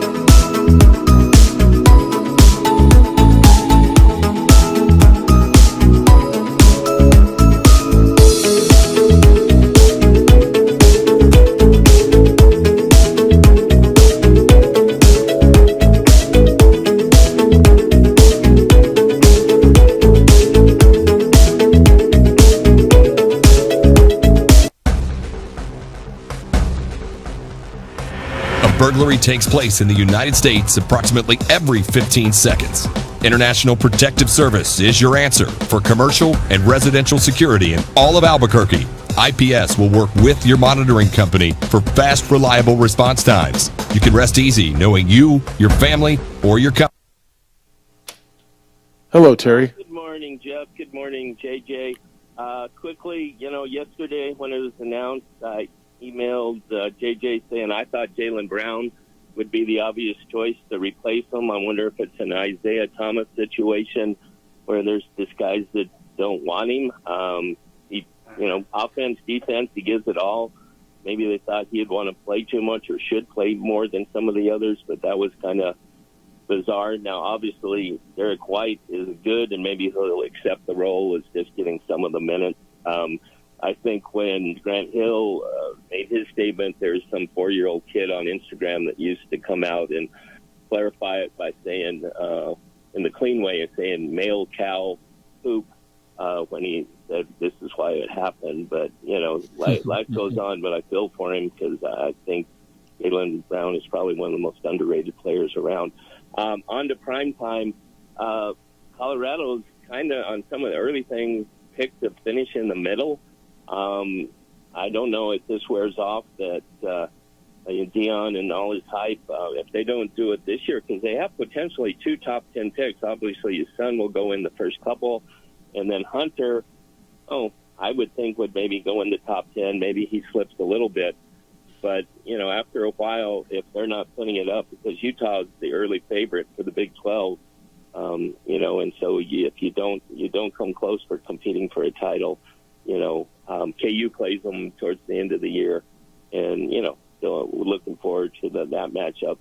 But, we'll see how he does. I don't know if Primetime will stay more than 2 years or if he'll get out. We'll have to wait and see if it goes on once his son leaves. Does he take off or does he try to stay and keep the run building up? But, he'll be unique that way because I think there were some of the players that came in with the hype and then left. And, he was kind of trash talking some of the guys that he recruited that left and talking about how great his son was. And so we'll see how his son does in the pros when he's not playing for daddy. So, there's a lot to look I think he's going to be good. And all that. So you guys have a great day. Take care. All right. Thanks, Terry. I think there's a lot there. JJ, first of all, I think Shedor's going to be good in the pros. I think Shedeur Sanders is going to be fine. He's bigger than you think. Somebody told me yesterday, trying to remember who, it doesn't matter. At media day, it's like, wow, I didn't realize how big he was, like how put together, how tall, and like Shedor's a big man. So I'm not worried about him in the pros. I think he might even thrive a little bit more. Daddy's got him to this point. I think when he gets to the next level, I think he's going to be fine. At some point, and Deion gets away with everything. Because Deion was as good of a football player at his position as there ever has been in the league. Deion won at the last place he was with all his bravado. It worked to a level that one on the football field at Jackson State, but it also got more attention for HBCU programs in general and that HBCU program in particular than I can recall since Eddie Robinson at Grambling, and that's probably before your time. So he gets away with it because he wins, but he's not winning yet. And I think at some point, and maybe he gets another year to prove it. I don't know.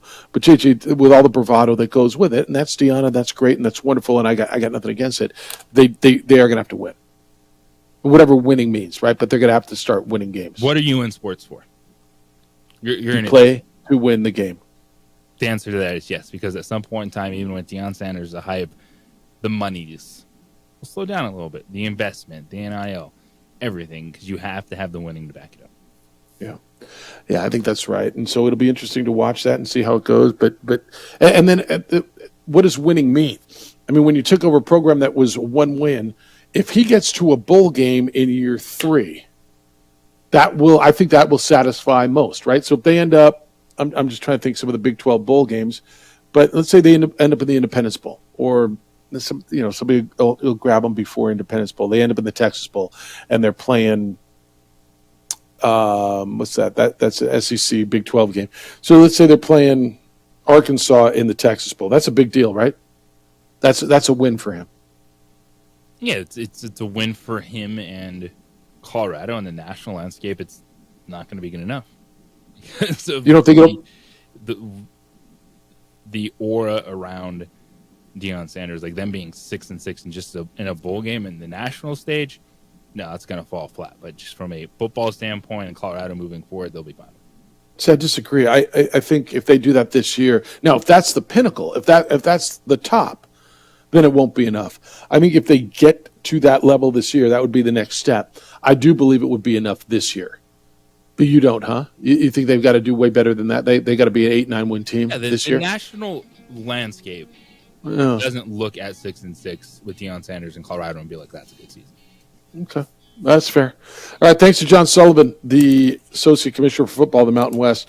JJ, thanks for this week. I know it's always challenging when I'm on the road, and thank you for getting this thing going. Adrian looks great on the visual side. Jim Rome Show is next. The Herd with Colin Cowherds after that. 2 Men On's here at 4. Isotopes against Tacoma after that. Award-winning radio tomorrow morning starts at 7 a.m. Big day for you? Huge day. Enjoy it. Be good to each other, please. Be kind, loving, caring, and sharing. We'll see you later.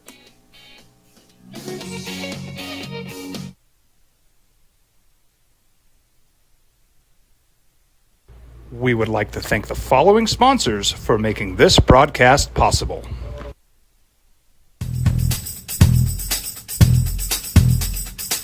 International Protective Services is a proud supporter of ProView Sports and New Mexico Youth Athletics. IPS provides residential and commercial security services in the Albuquerque metro area. For more info, please call 505-897-2420 or visit internationalprotectiveservice.com. What's going on, Lobo Nation? Ja'Cory Krosky-Miller here. And I'm Devin Dampier. The Lobo football team's going through some changes, but we're here to stay. We'll put in the work on the field and in the weight room, but we'll need your help off the field. 505 Sports Venture is leading the charge in the NIL space. And you can be part of it. Shorty, she better than all my intentions. Locked in, shorty, you got my attention. CEO, baby, I get you the business. Touchdown and pay you a visit.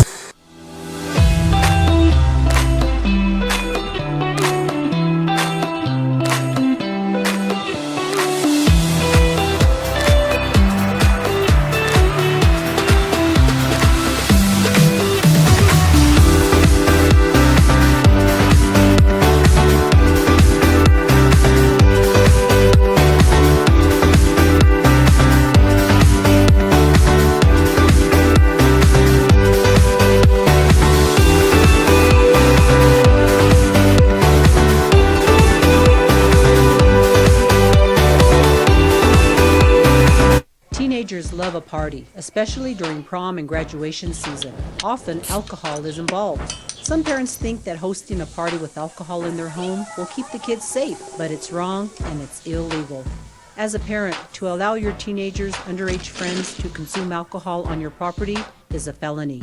Parents who host lose the most. Don't be a party to teenage drinking. This is a program of the Drug Free Action Alliance. For more information, go to burnco.gov/do-not-host.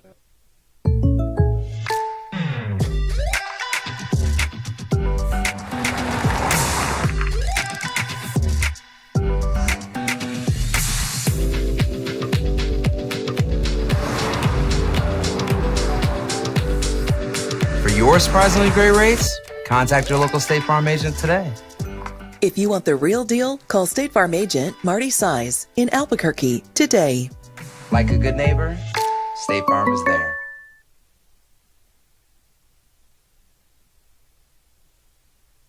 Don't sacrifice quality and flavor when you're in a hurry. Golden Pride offers ribs, fried chicken, red and green chili breakfast burritos, and Frontier sweet rolls. 4 great locations, or visit us online at goldenprideabq.com.